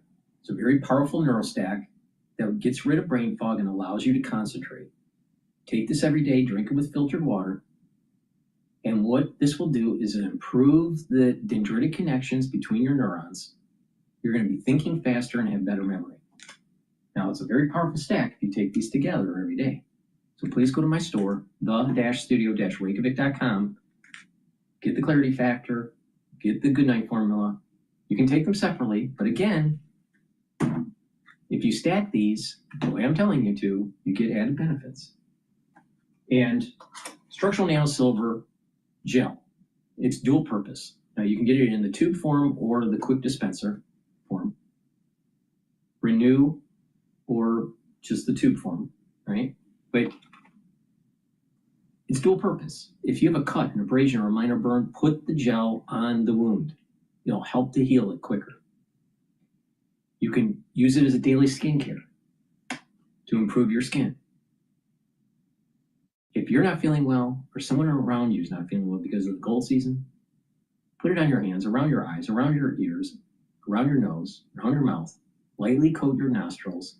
It will stay active for 5.5 hours and neutralize. You can't do that with Perel, all right? So please go to my store, get the gel, either in the quick dispenser or in the tube form. But be prepared. You never know when you need it. Go to my store, the-studio-reykjavik.com. Worked for decades at Citigroup at the Council on Foreign Relations and now at Hartree Partners, Alexis Christoforous with Dr. Morse. You know, can you just explain for us and connect these dots? Because I always thought, well, it's going to take a little while. There is this trickle-down effect. If crude oil goes higher, you don't feel it at the gas pump instantaneously. Here, I feel like prices really have gone up overnight. What is that about? That's about what the market could see immediately. We are in a world in which inventories have been, replenished to some degree, but they're lower than the 5-year average. In a world where people in the market buy when they think they might be at crisis. So people are filling their cars up more often than they have. So a little bit of hoarding going on. A little bit of hoarding, but basically it's the two things. One, it's the price of crude is going up, so the cost of all of those products are going up. And the other is, for technical reasons, they're going to go up higher at a faster rate and a higher rate percentage-wise than the crude, and that has to do with the inability to get the right crude in the right place to produce the right product. So we're going to see more product inflation today. It's only about half of the increase so far in where crude has been. Tell us about, for example, Indonesia and subsidies to their people on energy, or Egypt and their subsidies to their people on energy. All of that is disrupted. How do those, we have Gita Gopinath with us from Harvard are coming up. Is it going to be one big cash ask of the IMF because these countries can't continue their subsidies? It's going to be a bunch of different asks of the IMF. And these countries, some of them have more protection than you think. Right. So you look at China to begin with. China has lost 38%. In practice, 38% of its supply, almost 40% comes from the Middle East. And they are really vulnerable to that. Yes, they've got the largest stockpile in the world. And what have they done? They have banned the export of critical products in order to make sure that they have it at home. Japan is going to be doing the same thing, Korea the same thing. So we're going to be seeing a more critical loss of product because of what's happening in China, India, Indonesia. Egypt's a different question to a significant degree. Egypt's got production of oil, it's got production of nat gas, it's got LNG coming from the United States, it's got gas coming from Israel. So it's, they have price controls and their economy is a mess. But I'd say the emerging markets of the world are in deep trouble. All right, we're going to go to CNN about the oil reserve release. Please go to my store and get the lozenges and the drops. You never know when you need them. Make sure you have a ample supply at home and at work. You can get the vitamin C orange splash lozenges or the Manuka honey. And for the drops, you can get it in honey and lemon, cherry, and also blueberry. The moment you have that throat irritation, take them right away. It will neutralize. Made from structural nanosilver. Super important. And get the collagen. Collagen will help with the health of your skin, your hair, and your nails. Help with your musculature, your bone density, and your joint health. Take it every day. This is a month's supply. You can mix it with soft foods, filter water, milk, or even a smoothie. But take it every day. And do some resistance training to help strengthen the joints and your musculature and your bone density. Now, for ones that have soreness, either in your muscle soreness, pulled muscle, even headaches, tension headaches, or pain in the joints, take the Super Strong Relief. This will relieve the pain within 30 to 60 seconds, right? So please go to my store and get the Super Strong Relief. Again, if you have a headache, put it on your neck muscles and your temple and your forehead, and it will relieve the headache if it's a tension headache. So please go to my store, get the Super Strong Relief. It's a topical. You just put it on the area of the soreness and you'll get the relief that you need. And collagen. Collagen is a very powerful supplement to take to help to rebuild your joints. Now, you may have a sports injury or just getting older, but this is how it works. You take 2 full droppers a day, all right, and drink filtered water. But by doing this every day, what this will do is help to recruit type 2 collagen to remodel the joint, and also to recruit ACAN that helps to remodel the cushioning of the joint. All right, so you have to remodel the cartilage and then the cushioning of the joint. All right. Now, collagen also inhibits certain enzymes that cause pain and also the erosion of the joint. All right. So this helps to block that. So it's blocking enzymes MMP3 and MMP13. All right. That stops the erosion of the joint. And it also blocks EP4, which blocks the pain. In addition, this helps to recruit glucosamine to help to remodel the cartilage, and helps to recruit chondroitin to help with the cushioning. So it's a really powerful supplement to take. And what you want to do is do a little bit of resistance training and working that joint. So a way to do it is, let's say that you had a problem with your finger, okay? And let's say you have arthritis in your finger. You want to help to remodel the joint. Let's say your knuckle, all right? And let's say you have pain in flexing, all right? So let's say your pain for flexing is to this point, or maybe I'll make it more drastic. It's up to this point. So what you want to do is you want to do about 2 exercises where you go down to the point of pain and a little bit more and hold it for about 10 to 20 seconds and then release and do that again. Do that every day. And you're eventually slowly strengthening it. And then what you'll notice is you'll be able to get closer and closer to fully flexing that joint or extending the joint. Some people have extension issues. But you can apply that for your shoulder, for your elbow, or for your knee, or for your hip. All right, so you can apply this for all the joints. And you just slowly work that joint and take the collagen and take the collagen, and you're slowly rebuilding it. Takes time, but it can be done. All right, so please go to my store, get the collagen, get the collagen, and if you have pain and you want relief, get the super strong relief. Please go to my store, the-studio-reykjavik.com. Make sure you use discount 5 and you get $5 off any order. Let's listen into CNN. They published 32 nations release emergency oil reserves. Prices still soaring. Up to over $100 a barrel overnight as Iran focuses more of its attacks on fuel, tankers, fuel depots, infrastructure across the region. Let's take a look at this video from Bahrain. This morning, the International Energy Agency is sounding the alarm, saying the war in the Middle East is causing the, quote, largest supply disruption in the history of the global oil market. Main reason, oil has been stuck in the Middle East for more than a week because of right there what you're looking at, the Strait of Hormuz.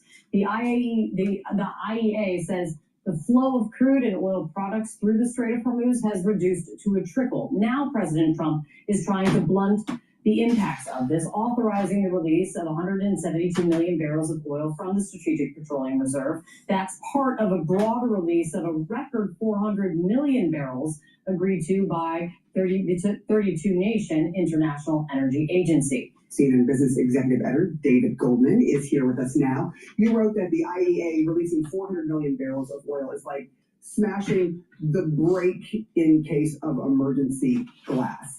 But what will it mean? Is that enough to sort of make things easier for people and businesses, or is it just a drop in the bucket, so to speak? Well, it's clearly not having an impact right now. I mean, what John was just saying is so key. The only thing that the oil market cares about is getting the Strait of Hormuz back open. This was an extraordinary release of the Strategic Petroleum Reserve, and it didn't have an impact at all on oil prices. The fact that we went back above $100 last night kind of tells you everything you need to know. It's just not going to help unless we get that strait back open. I'm curious how long, if this goes on for a few more weeks or months. Where is it now? Yeah, I lost audio. Hold on.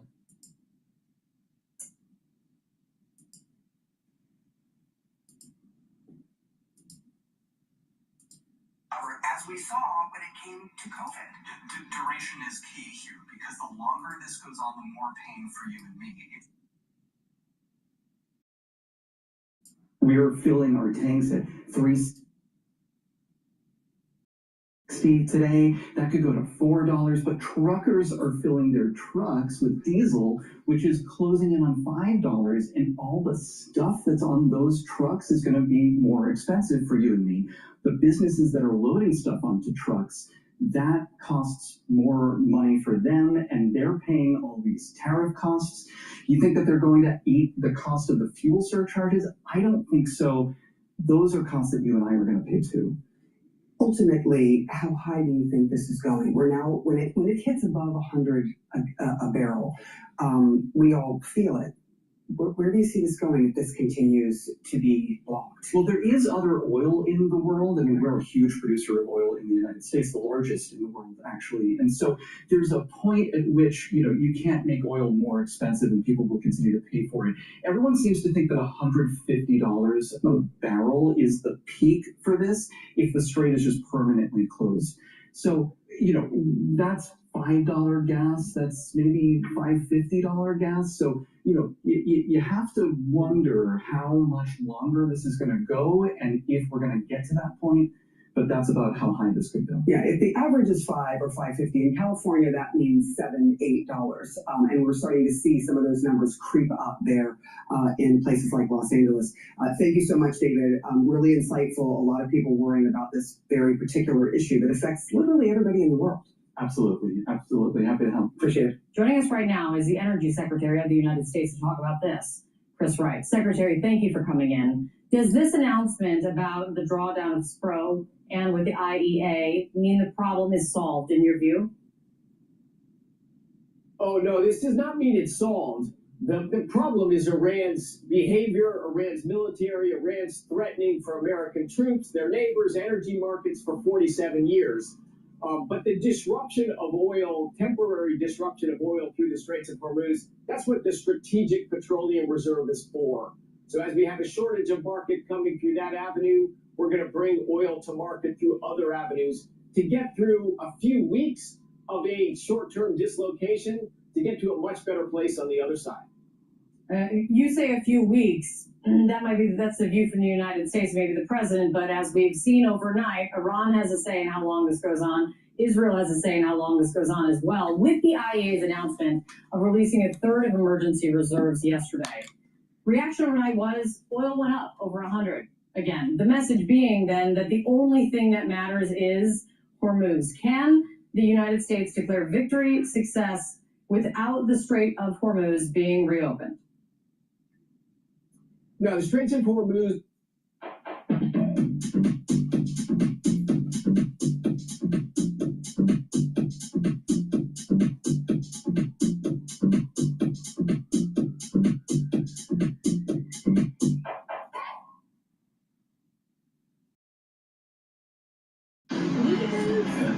Perfect timing.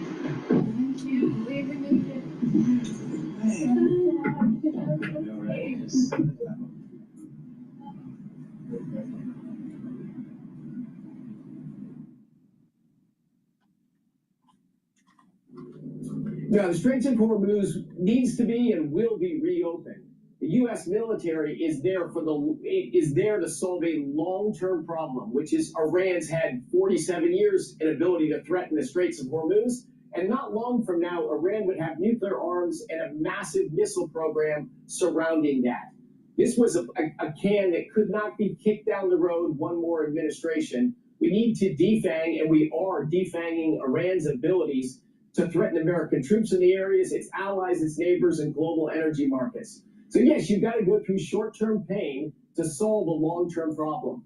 This is bold leadership of President Trump. This is what the world needs.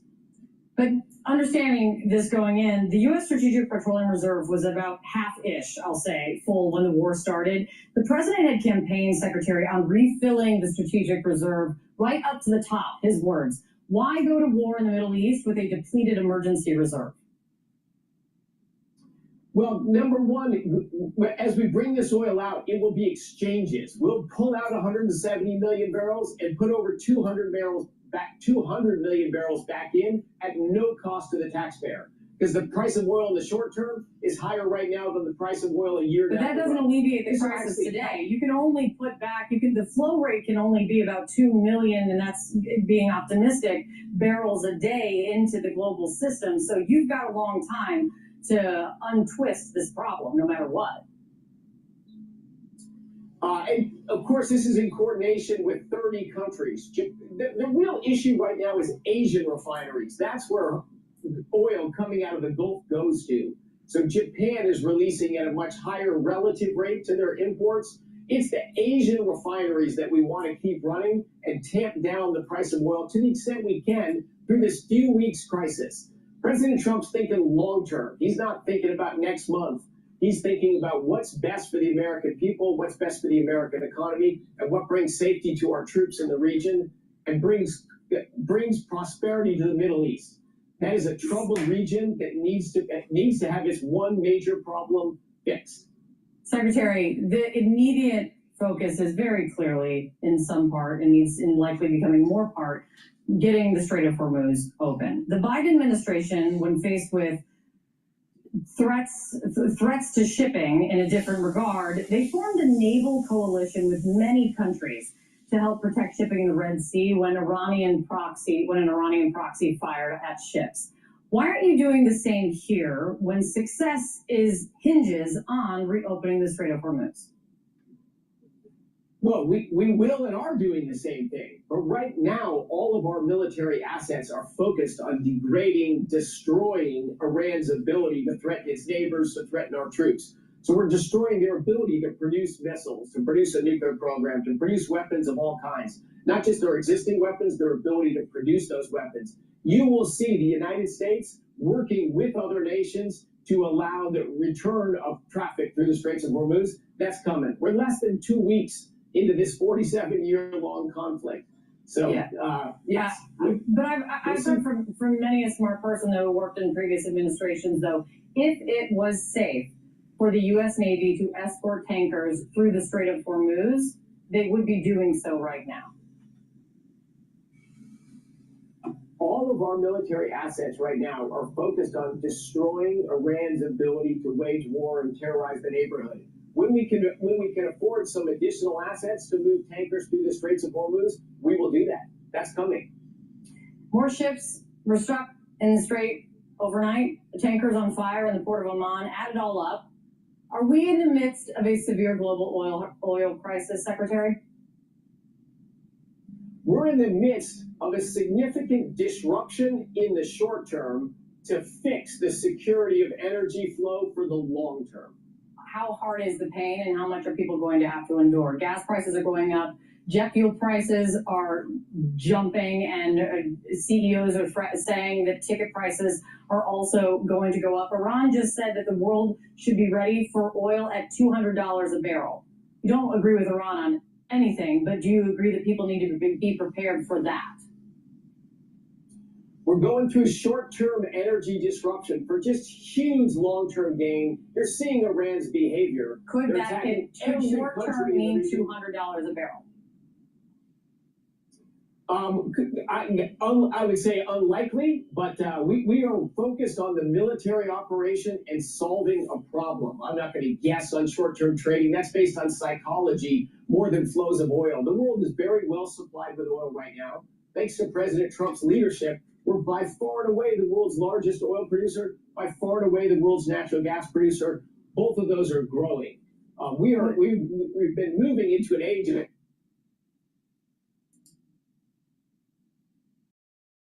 which is Iran's. All right, let's want to listen into maybe live now, if I can get some live now here.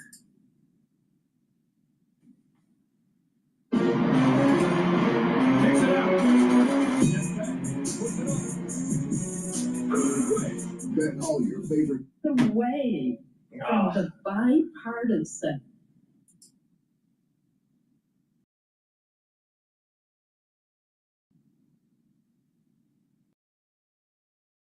All right, this is Jacob Rees-Mogg. He's British. He's interesting. He has an interesting podcast. My regular viewers will know. But before we listen to his take on the Iranian war, please go to my store, the-studio-reykjavik.com, and get the heirloom barley. This will help to detoxify your body, bring down inflammation, and soak up free radicals. This will help with your immune system, your endocrine system, your brain function, your cardiovascular system. Super important to detoxify your body, soak up free radicals, and bring down that inflammation. You'll also recover after a workout by taking this. Another great way to detoxify your body is to take zeolite. This will bind to heavy metals, toxins, and chemicals and allow you to urinate them out within 6 to 8 hours. You take 3 small drops underneath your tongue and drink filtered water. Do that daily. It's really simple. Please go to my store, the-studio-reykjavik.com. Use discount 5, all caps, discount 5, and you get $5 off any order. With the dictionary of quotations. I love the way that you can find a suitable few words that have been said by some great figure in the past and draw from them sometimes great wisdom. And today I've got a choice of quotations for you, depending on whether you prefer a religious or a secular source. But it's making the same point. The first quotation is from the book of Ecclesiastes, and it goes as follows. Better is the end of a thing than the beginning thereof. And how true that so often is, that you start with great enthusiasm, but you need to make sure you finish similarly energized and feeling that you've done the right thing. If, on the other hand, you prefer a secular authority, I think these words of Sir Francis Drake are really very beautiful and important. There must be a beginning of any great matter, but the continuing unto the end until it be thoroughly finished yields the true glory. And that is the point I want to make today in relation to the United States and to Iran. I'm not Donald Trump, as you can tell. I have better shoes than Donald Trump, apart from anything else. But I have an admiration for him. I don't deny he has an ability to get things done. He has a powerful personality, and he's done things that he promised he would do to the American electorate. But his style of governing is not necessarily to everybody's taste, and he says sometimes things that don't fit in with the general pattern of his ideas or with what his government seems to be doing. He infuriates the left, which I think is a thoroughly good thing. Keep their blood pressure high. They get wound up so frightfully easily. But there's also risk sometimes making him look less than serious.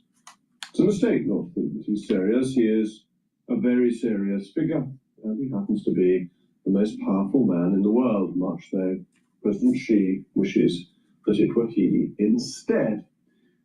Now, the quotation, the Francis Drake quotation, the beginning of any great matter. I do not know, had I been Donald Trump, if I would have begun this great matter.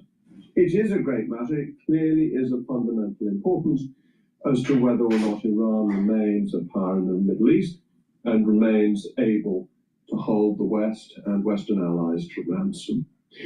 But Western experience in interfering in the Middle East in recent and in historic times has been pretty unsuccessful. The Crusades ultimately failed. Constantinople fell in 1453, but Constantinople had been sacked by Western Christendom anyway, which had seriously weakened its defenses quite a long time before it eventually fell.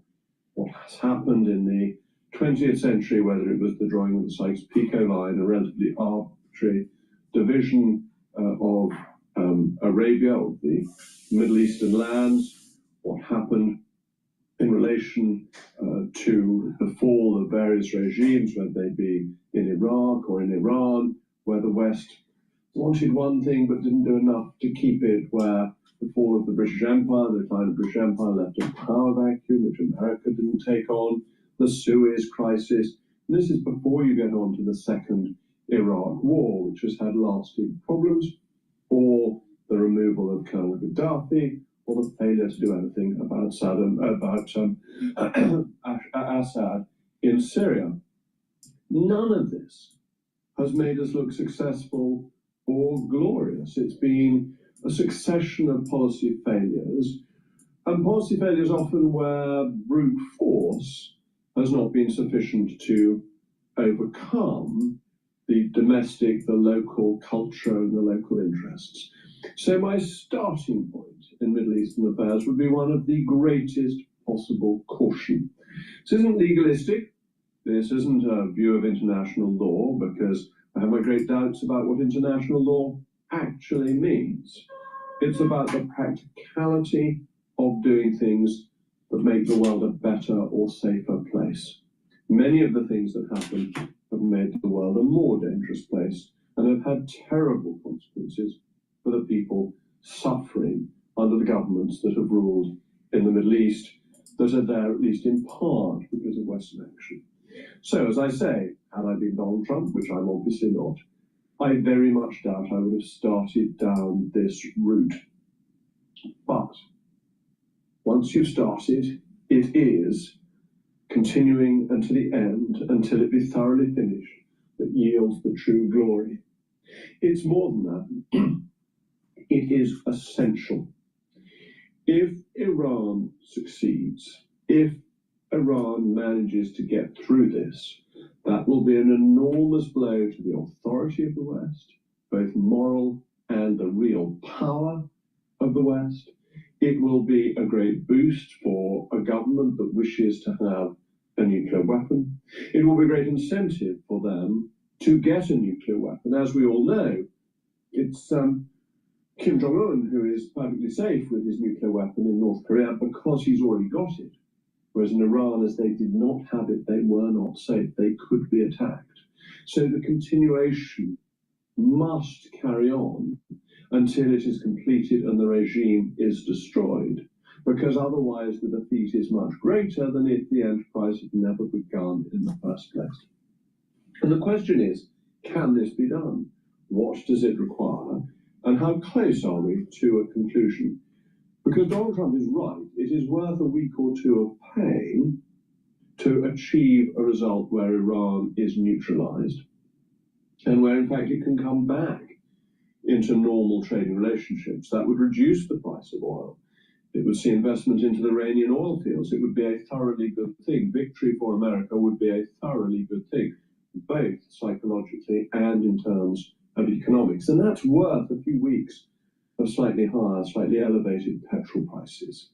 And it's why I think it is very important that it's continued with and that the Straits of Hormuz are protected and are opened.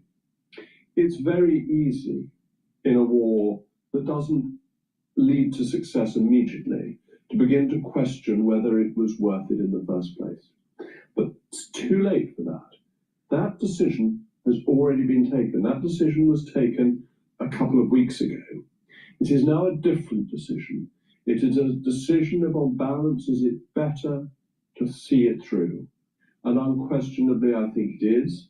And I think that's not just in America's interest, but it's in British interests. So we should use whatever influence we have, however small that may be, and whatever forces we have, to try and help America win. Because, as has become very clear, we are just as much an enemy of Iran as America is. We are just as much at risk from its evil if it manages to survive this. So as I say, I'm not sure I would have started it, but by heavens it must be continued with. This was, as it happens, exactly Churchill's view of another Middle Eastern adventure, when Anthony Eden started to attack to get the Suez Canal back off Nasser, but stopped halfway through. And Churchill's view was he probably wouldn't have started, but he definitely would have finished. That's what I hope Trump does, and I think that would be in the interest of all of us in the West. It really is tremendously important. And having been lukewarm when it started, I'm afraid I'm now red hot for its completion. As always, thank you very much for watching.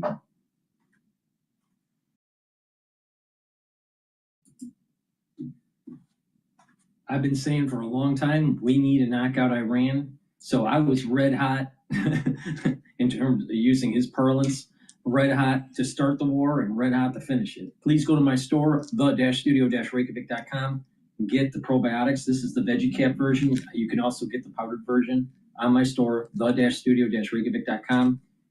Taking a good probiotic is really important to improve your gut biome. It's going to improve your ability to absorb nutrients. It'll improve your metabolism, the communication between your gut and your liver and your gut and your brain. Your brain function will improve. You'll have better sleep. You'll be able to concentrate better. Your immune system at the gut level will improve, and your skin will improve. So please go to my store and get the probiotics, either the powdered version or the veggie cap version. This is the veggie cap version. Vitamin B complex, super important to take if you're 40 years of age or older. The first 4 B vitamins improves your energy levels. It helps the production of ATP within the electron transport chain of your mitochondria.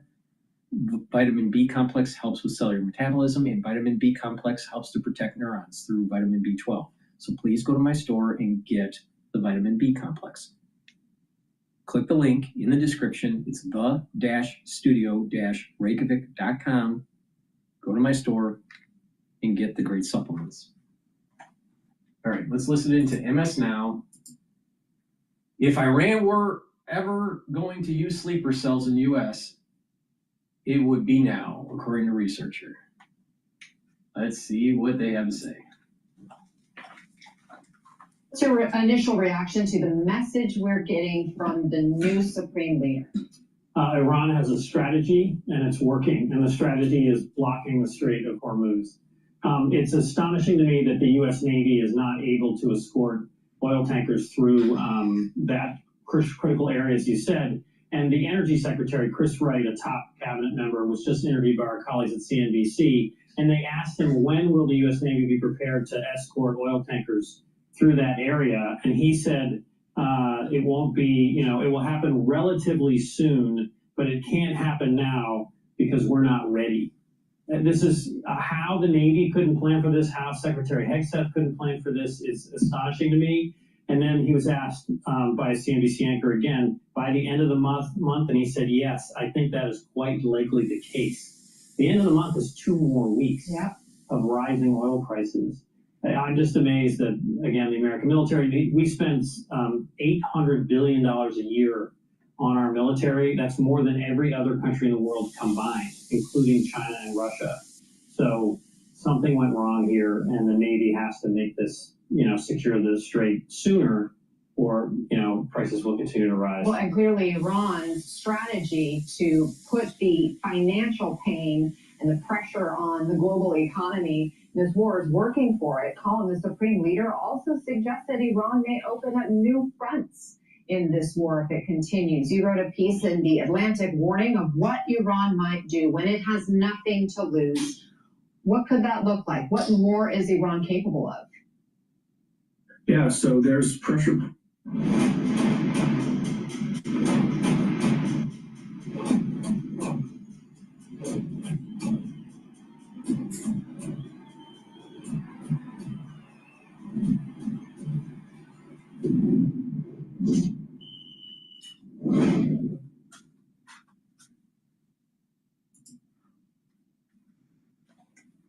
Yeah, so there's pressure points in the region itself. We haven't really seen the Houthis unleashed. Iraqi Shia militias have been quiet. But the piece was mostly focused on what Iran could do in the West. We've seen multiple incidents so far. We've seen one at the U.S. Embassy in Norway, another at a synagogue in Belgium. But they could also make noise here in the United States. There's been Hezbollah operatives arrested over the years for casing targets in our country, including Times Square, including Rockefeller Center. And a Hezbollah operative admitted to the FBI that he was part of a sleeper cell. So there's a range of options that the Iranians have, and this is existential for them. If they were ever going to use it, it would be now.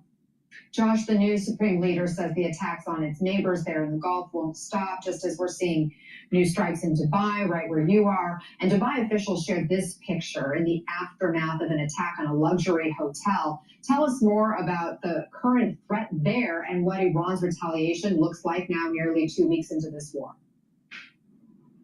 Yeah, and Anna, it was notable that the Dubai government did release that picture. They've been very careful not to release images of damage and get it out into the social media bloodstream, which is not to say there's a lot of damage across Dubai. Actually, they've been very effective at knocking down most of the drones that have targeted or appeared to be targeting civilian areas in the city of Dubai.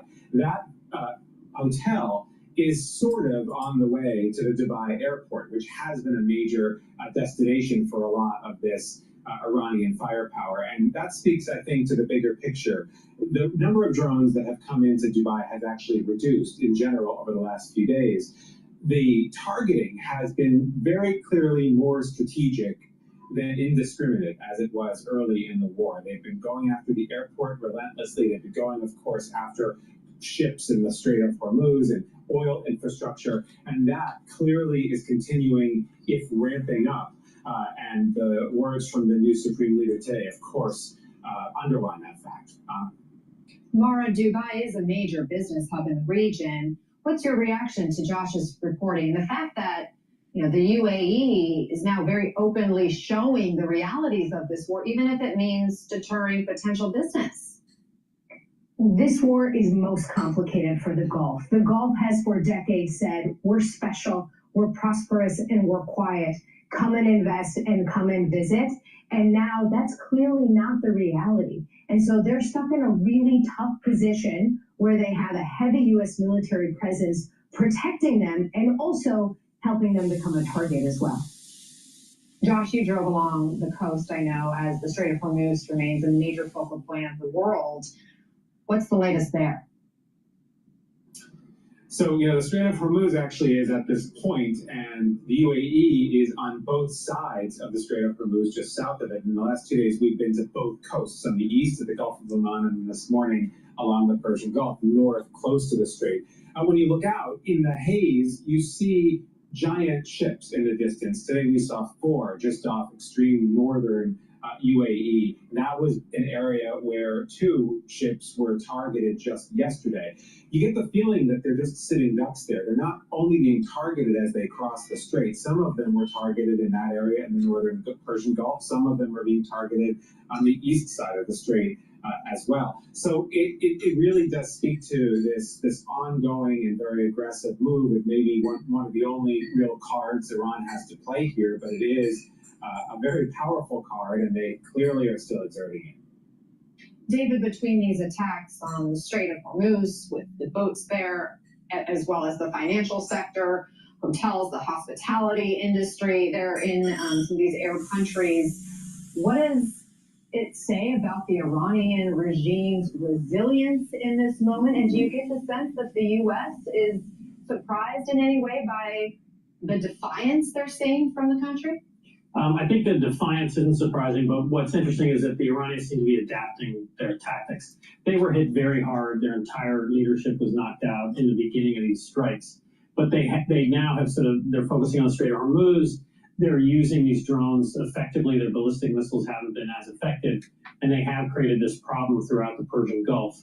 The Iron Dome system in Israel, and Israel's still under a great deal of danger, stops a lot of incoming missiles and drones from Iran, but Kuwait, United Arab Emirates, Qatar, these countries don't have those same kind of defenses. And so the Iranians have found the weak points, the Strait of Hormuz, sending in drones into the Persian Gulf. And they're going to focus on that now. Now, when the president has said just in the last 24 hours or so that there's nothing practically left to target in Iran, clearly they still have some military capability. Mara, what are you watching now in terms of what could happen next in this war? There are really 2 indicators that I'm focused on. One, are we seeing any defections in Iran? Political, military, security service defections. So far, not a lot of evidence. Number 2, who has the weapons? Are the folks from the military and security services in Iran choosing not to show up to work, or are they using their weapons against the regime? Again, no evidence that that's happening as well, which means at a minimum, a pretty severe rump of this regime is maintaining to survive and not collapsing like the U.S. and Israel have been attempting for the last week and a half. And we're learning more about a preliminary investigation at the Pentagon that found the U.S. missiles did in fact strike that school in Iran, killing almost 200 people, many of them children. The New York Times reports that officials are investigating whether AI models or programs may have been to blame.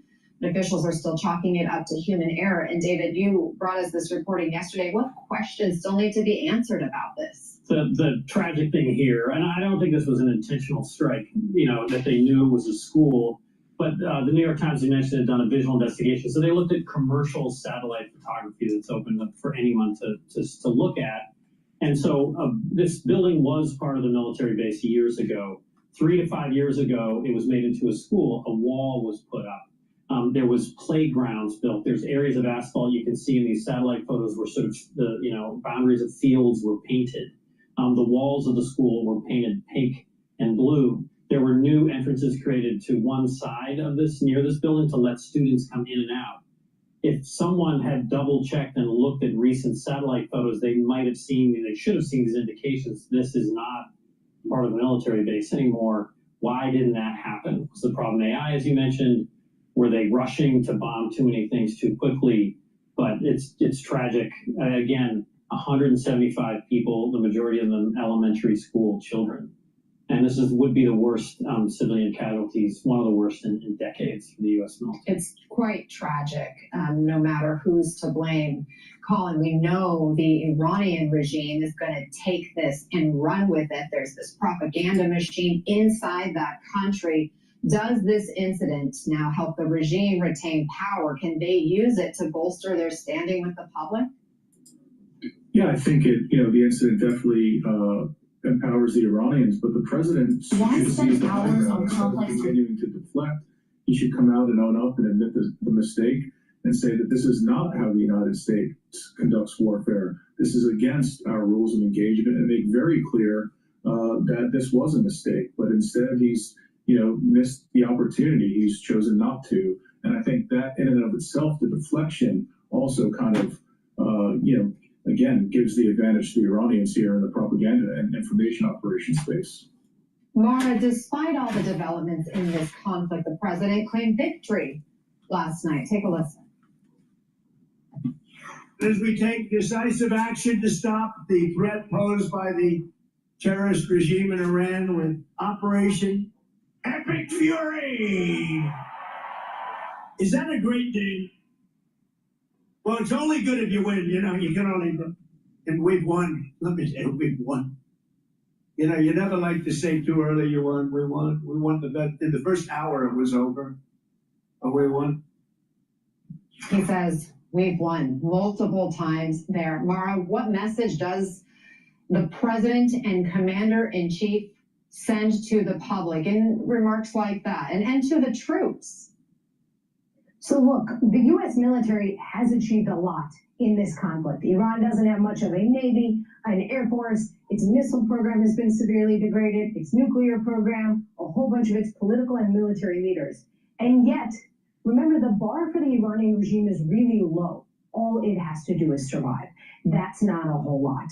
And so I think right now, President Trump is in a somewhat awkward position where he can point to all of these conventional operational successes, and yet strategically, the primary goal of bringing down this regime has clearly not occurred. And what we really need to hear from now is what's he trying to do next?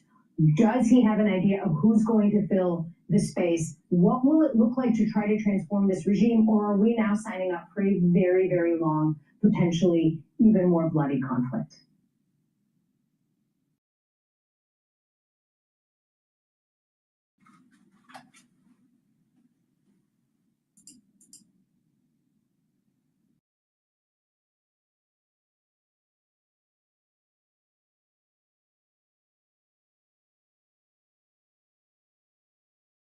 All right, let's listen into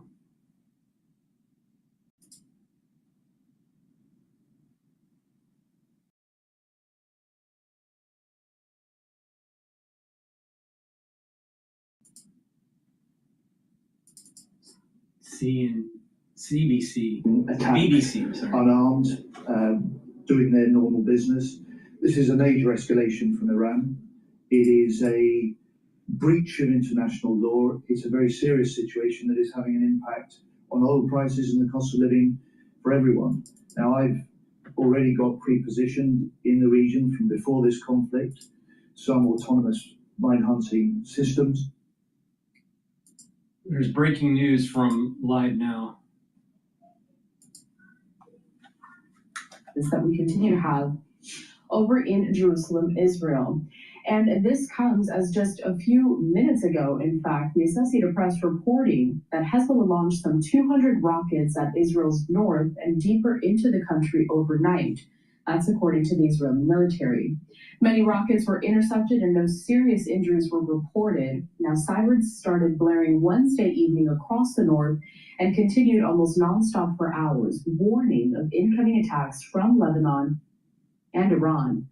The explosions and interceptions overheard were so loud that some people were dashing outside. They spoke to some residents down there on the ground in Israel. And I do want to get some more perspectives from the ground. So joining us next is going to be Alex Trayman. He is the CEO and Jerusalem Bureau Chief at the Jewish News Syndicate. Alex, good morning and thanks for joining. Morning, Carl. So as you saw there, I mean, those strikes do continue on. A lot of these proxy groups, Iran as a whole, continuing to launch strikes in Israel. Want to get the overview sense as to what you're seeing on the ground. You are there based in Jerusalem. Yes, well, Hezbollah seems to have entered the war in a maximum capacity right now, as you mentioned, firing 200 missiles at Israel in the last 24 hours or so. Iran also seemingly able to continue to launch ballistic missile salvos at Israel. There's been 4 launches since midnight already, and Israelis have been going in and out of shelters in what seems to be coordinated attacks now from Iran and Hezbollah into Israel. want to bring us out to this. It's a social media post courtesy of the IDF saying about 70 terror targets were struck, including terrorist infrastructure, weapons storage facilities, central headquarters, key terrorists, and an IRGC Air Force headquarters in Beirut. Now, going back to some of these launches that Israel is conducting, those military operations, Alex, I want to ask. All right, so we're going to take a look at some other news here.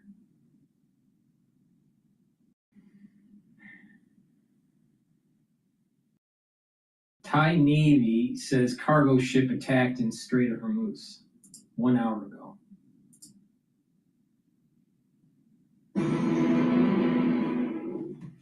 A cargo ship from Thailand is struck by a projectile in the Strait of Hormuz.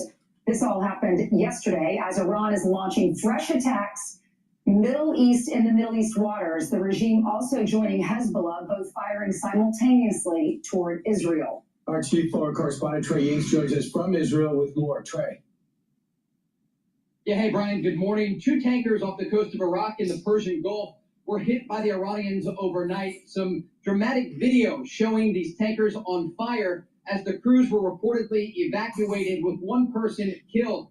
This is taking place as the Iranians are using what's left of their navy to try and target vessels in the Persian Gulf and put pressure as this war continues. We know that CENTCOM is going after many of the vessels that the Iranians have left in their navy, but they're still able to get off some of these attacks. Also further south in Oman, the Iranians used a drone to hit an oil storage facility. This is the largest in their country. Flames rising from that storage facility just yesterday. Again, the Iranians going after many of these locations, but President Trump speaking out about the oil markets, saying this. And my administration, as you know better than anybody, is also working to keep the oil flowing. It's all flowing all over. We knocked out, they wanted to drop some mines. Very friendly people, mines, so boats blow up. And we knocked out as of, every hour I have to change because they knock them out so fast, I've never said anything. Think of it. They knocked out 54 ships into this, and they're real ships. Well,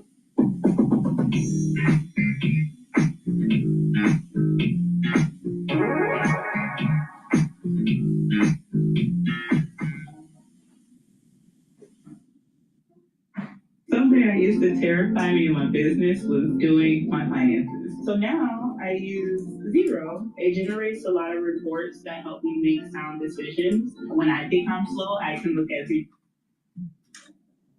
With a focus on the Persian Gulf, we're also looking at the situation in Lebanon, where overnight the Iran-backed Lebanese militant group launched more than 100 rockets into northern Israel. An IDF official telling Fox News this was the largest attack by Hezbollah since the war began. The Israelis immediately responded with a series of airstrikes, not just around the Dakka neighborhood of southern Beirut, but also Hezbollah launching positions across Lebanon. This taking place as a top spokesperson for the Israeli military said this.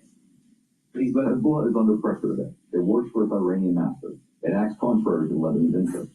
It not only does not defend Lebanon, it harms Lebanon. We see the statements of Lebanon's government leaders. It harms the state of Lebanon. We have some video of those strikes the Israelis conducted in the minutes after that rocket barrage that targeted northern Israel, injuring at least 2 people. You can see in these videos here, they are launching extensive airstrikes across Lebanon, not just in Beirut. What was interesting, guys, overnight is that this rocket fire came from very close to the Israeli border, an area where there were Israeli ground troops just a few months ago. And so this is an indication that Hezbollah has been able to push some of their terrorists further south of the Litani River and launch more attacks against Israel. We expect intense airstrikes to target Beirut in the hours ahead. As the Israelis say today, they are targeting positions in Iran and also Lebanon. Guys? Thanks so much, Trey. It goes to show you the Lebanese army's got to do something. They can't be everywhere. I'm talking about the Israelis. Meanwhile, Trey, stay with us because I just want to give everyone at home a sense of who this paramilitary security force is. Dressed in plain clothes, oftentimes on motorcycle, they call us the Bitchute. And this paramilitary group has headquarters, we think, roughly based here. The red marks are the places that we've actually attacked. And this is what I think is directly related to Prime Minister Netanyahu, Israelis too, coming out and saying, get ready to take back your country. You can't do it when you have this police force amongst you who are sitting there with force and with guns who are going to shoot you if you protest. They're the ones who pile up the bodies in the streets of people when they want to just have a say in their government and they're upset they can't get any water or their currency is worthless. Who's the head of the Besiege? He's dead.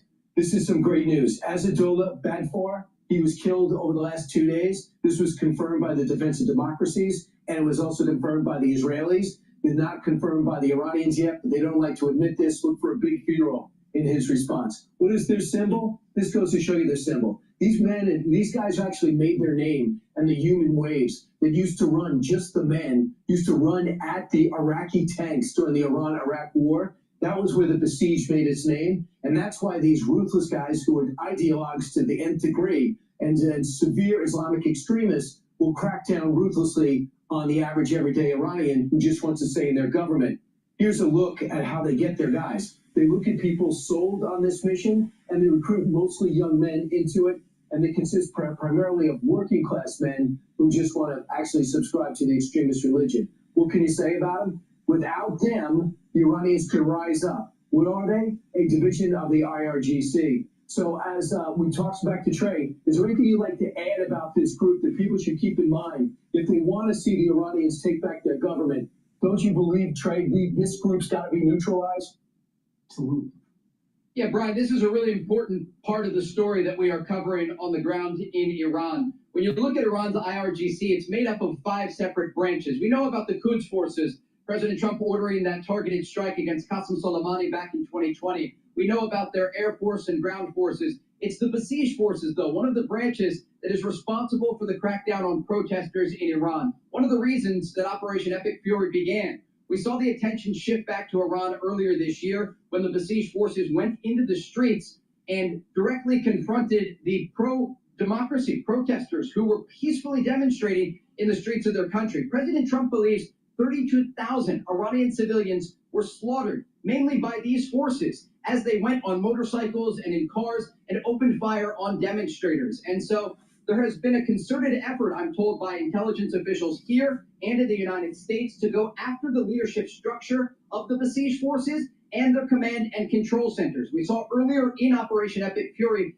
intense airstrikes against the capital of Tehran, taking out the command centers that they used to order the crackdown on protesters. And we expect the degrading of this part of the organization to continue in the days ahead, because the Israelis and the Americans want to create the conditions for the Iranian people, if they want to go to the streets in the days or weeks ahead, that they can do so. And they will have less security forces there. They will have a weakened structure that would allow them to demonstrate against the regime that we know has simply replaced the former supreme leader with his son, Mustafa Khamenei. This is a man who actually has very close ties to the Besieged forces. He was directed by his father in the past, even in 2009 during the Green Movement protests in Iran, to use these individuals to crack down on peaceful demonstrators. And so very big developments on the ground as the Israelis and Americans go after these headquarters, and we can expect more of the leadership structure of this wing of the IRGC to be taken out in the days ahead. Brian?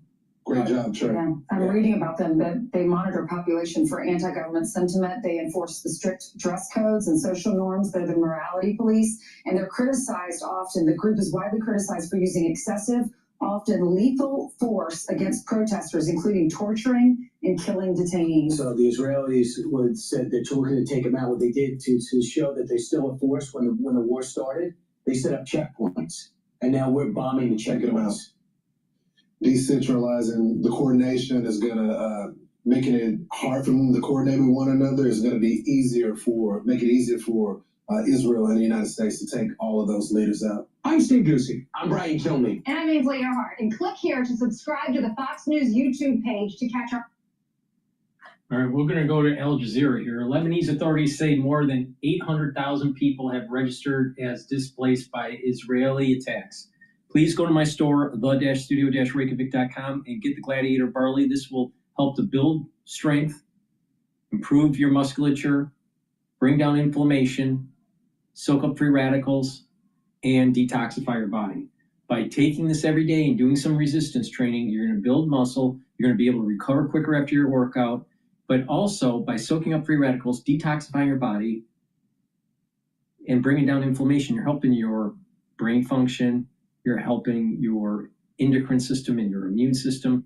You're also helping with your cardiovascular system. So please go to my store and get the Gladiator Barley. Now you can take it separately or you can take it together. But Myotrol helps with the gene expression to maintain and to produce new muscle. It has polyphenols, flavonoids, and lignans to help with that gene expression. When you're 40 years of age or older, male or female, you start to atrophy. You start to lose muscle. It's harder to build muscle. It's important to take Myotrol to help build that muscle. And you can take it separately and do resistance training, but if you stack these together, it will help to build muscle. So please go to my store, get the Myotrol, get the Gladiator Barley, and reduce that atrophy and build up that musculature and slow down the aging process. Now, if you're an athlete, younger or older, you'll benefit by taking Gladiator Barley and Myotrol because it'll help you to gain strength for your sport. So please go to my store, get the Gladiator Barley and the Myotrol. The-studio-reykjavik.com. All right, let's listen into Al Jazeera here. That they shouldn't be. That's nearly now 10% of Lebanon's, of the country of Lebanon. As I say, about 800,000 people have been forced to flee. And I should just add that it's prompted Prime Minister Nawaf Salam to make an announcement on television tonight saying the government has full confidence in the Lebanese army and it will not tolerate incitement to hatred or division. And that particular statement is because when the Israelis start targeting areas out of the traditional Hezbollah strongholds, when I mean central Beirut, this risks creating sectarian tension because people who are not supporters of Hezbollah, not Shia, are living in these areas and resent the idea or are fearful that people coming in are causing these airstrikes. Brendan Smith reporting from Beirut. Thank you very much. Meanwhile, Iran has been targeting fuel storage facilities in the Middle East. Bahrain's Interior Ministry has confirmed an attack on fuel storage tanks at a facility in Muharraq. It says authorities are securing that site. Iraq has suspended oil operations at its ports. That is after 2 foreign fuel tankers, including one owned by an American company, were hit in the port of Al-Faw in the south. At least 1 crew member was killed and another 38 were rescued. In Oman, multiple drones struck fuel storage tanks at the port of Salalah on Wednesday. The attack caused explosions and a major fire. Salalah is an important hub for tankers wanting to bypass the Strait of Hormuz. And 4 cargo ships have been attacked in the strait in the past 2 days. One was a Thai-flagged vessel. 20 crew members were rescued after a fire broke out on board. Iran's foreign ministry now says that many ships can actually pass through the Strait of Hormuz. That is, if they coordinate with the Iranian Navy. They're saying this just in the last few minutes. Let's turn now to Mike Hanna at the White House. So, Mike, Iran is disrupting the global energy market. That, of course, has ripple effects for consumers really around the world. And when I say around the world, I do mean around the world. Europe, Asia, Africa, the United States. All of this raises the cost of this war and the pain threshold for everybody. What is Donald Trump saying about it? Well, Donald Trump has put a posting out on Truth Social reacting to the increasing oil shortage within the world. And it's very interesting to actually take a look at what he says. He says that the United States is the largest oil producer in the world by far. So when oil prices go up, we make a lot of money. What the President of the United States is implicitly saying there is that the rising oil prices are good for the United States because it produces so much. Now, this is something that is not going to be understood by the American public in general, who are paying more than 20% more now at their fuel pumps than they did a week ago. But President Trump saying, well, actually, these shortages are good because the United States makes more money because it produces so much oil. Well, it doesn't really impact like that. And the president also overlooking the global impact of these oil shortages as they intensify and are likely to intensify in the days and weeks ahead. Mike, Donald Trump said several days ago that he was going to keep the Strait of Hormuz open, right? He was going to keep the flow of oil from the oil and energy producing region that is the Middle East through the Strait of Hormuz out to their customers really across the world. Iran is saying, no, you're not going to do that because this is on our coast and we control this very much, and that is our leverage. Does the U.S. have an actionable plan to keep the Strait of Hormuz open? Well, shortly after this conflict began, President Trump said, oh, well, we will keep the Strait of Hormuz open. We will detail U.S. Navy vessels to escort tankers through. At one stage, his energy secretary said, yes, that had actually happened, but no, it has not.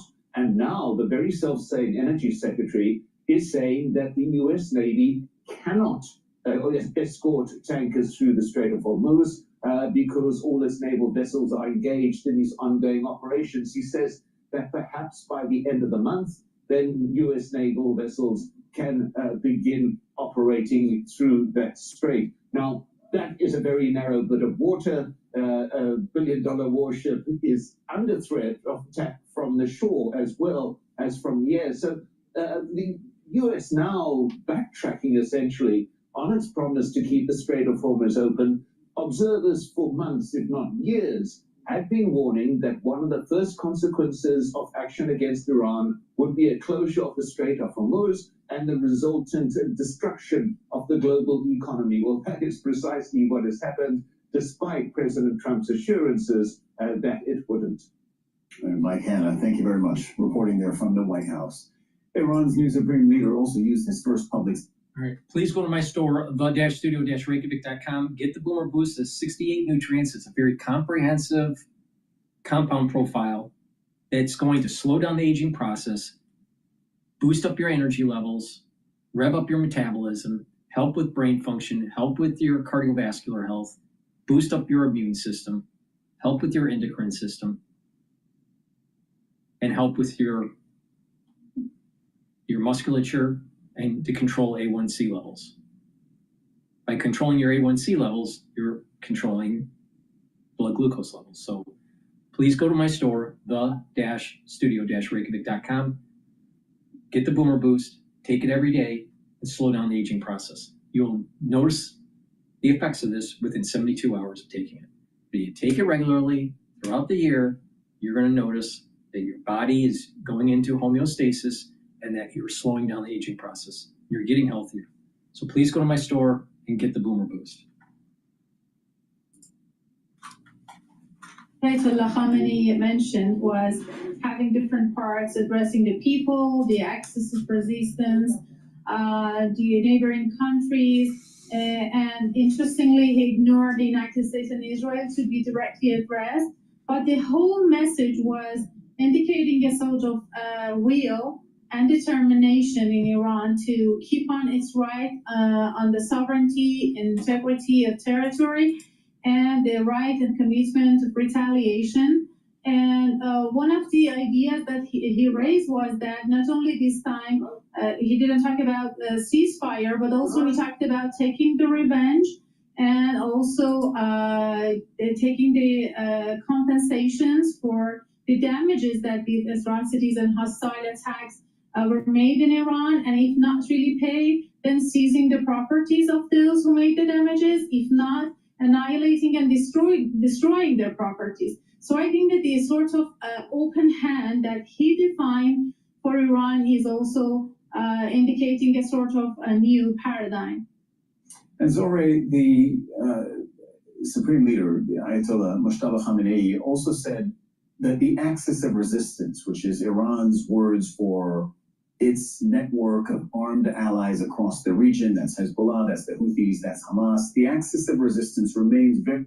We have always gone our own way with herbs. That's nature's way. Uncompromising in the way we test and test and test. Persistent with the way we source our country and your leadership to, invest money, training, funding in those armed groups across the region?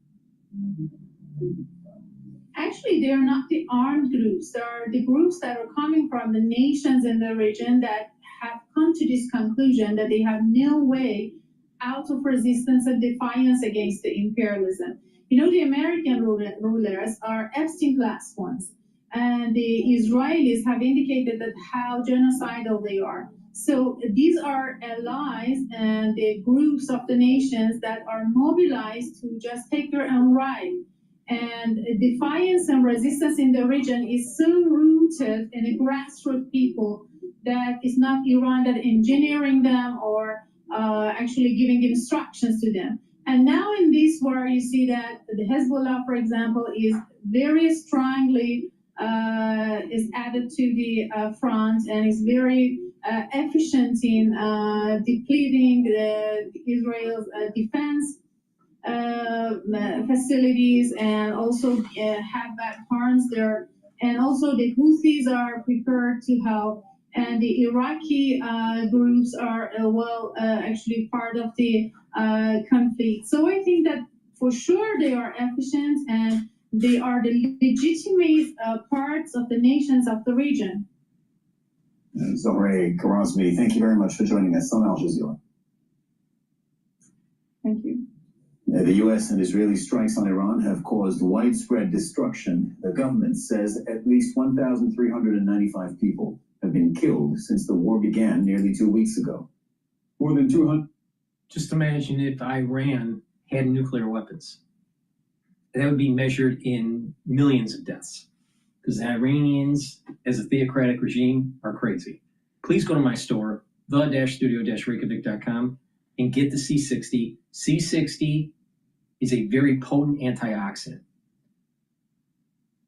This is extra virgin olive oil. You can also get it in MCT coconut oil, and you can get it in avocado oil. C60 needs to be suspended in an oil for proper absorption. Take it, preferably on an empty stomach. Take a teaspoon a day, every day. This will soak up free radicals, and by doing that, slow down the aging process. Improve your skin, improve your immune system, improve your cardiovascular system, improve cellular metabolism, and improve brain function. By bringing down inflammation, by reducing stress in cells and tissues, your organ systems will perform better. Take C60 every day, teaspoon a day. You'll start feeling the effects of this within about 2 months of taking this. You'll start to notice you have more energy because your mitochondria will be healthier. You'll be producing more ATP. There's less stress in your cells. Your immune system will perform better. Your thyroid, your different glands will perform better, even brain function. And you'll notice that your skin's improving. And over a year period, you'll be able to compare between before and after, and you'll notice that by taking C60 regularly, you're slowing down the aging process. So please go to my store and get the C60, teaspoon a day, every day. With that said, that's the end of my broadcast. Please go to my store, help support the work that I do, and help support your health and wellness. Thank you for listening and have a nice day.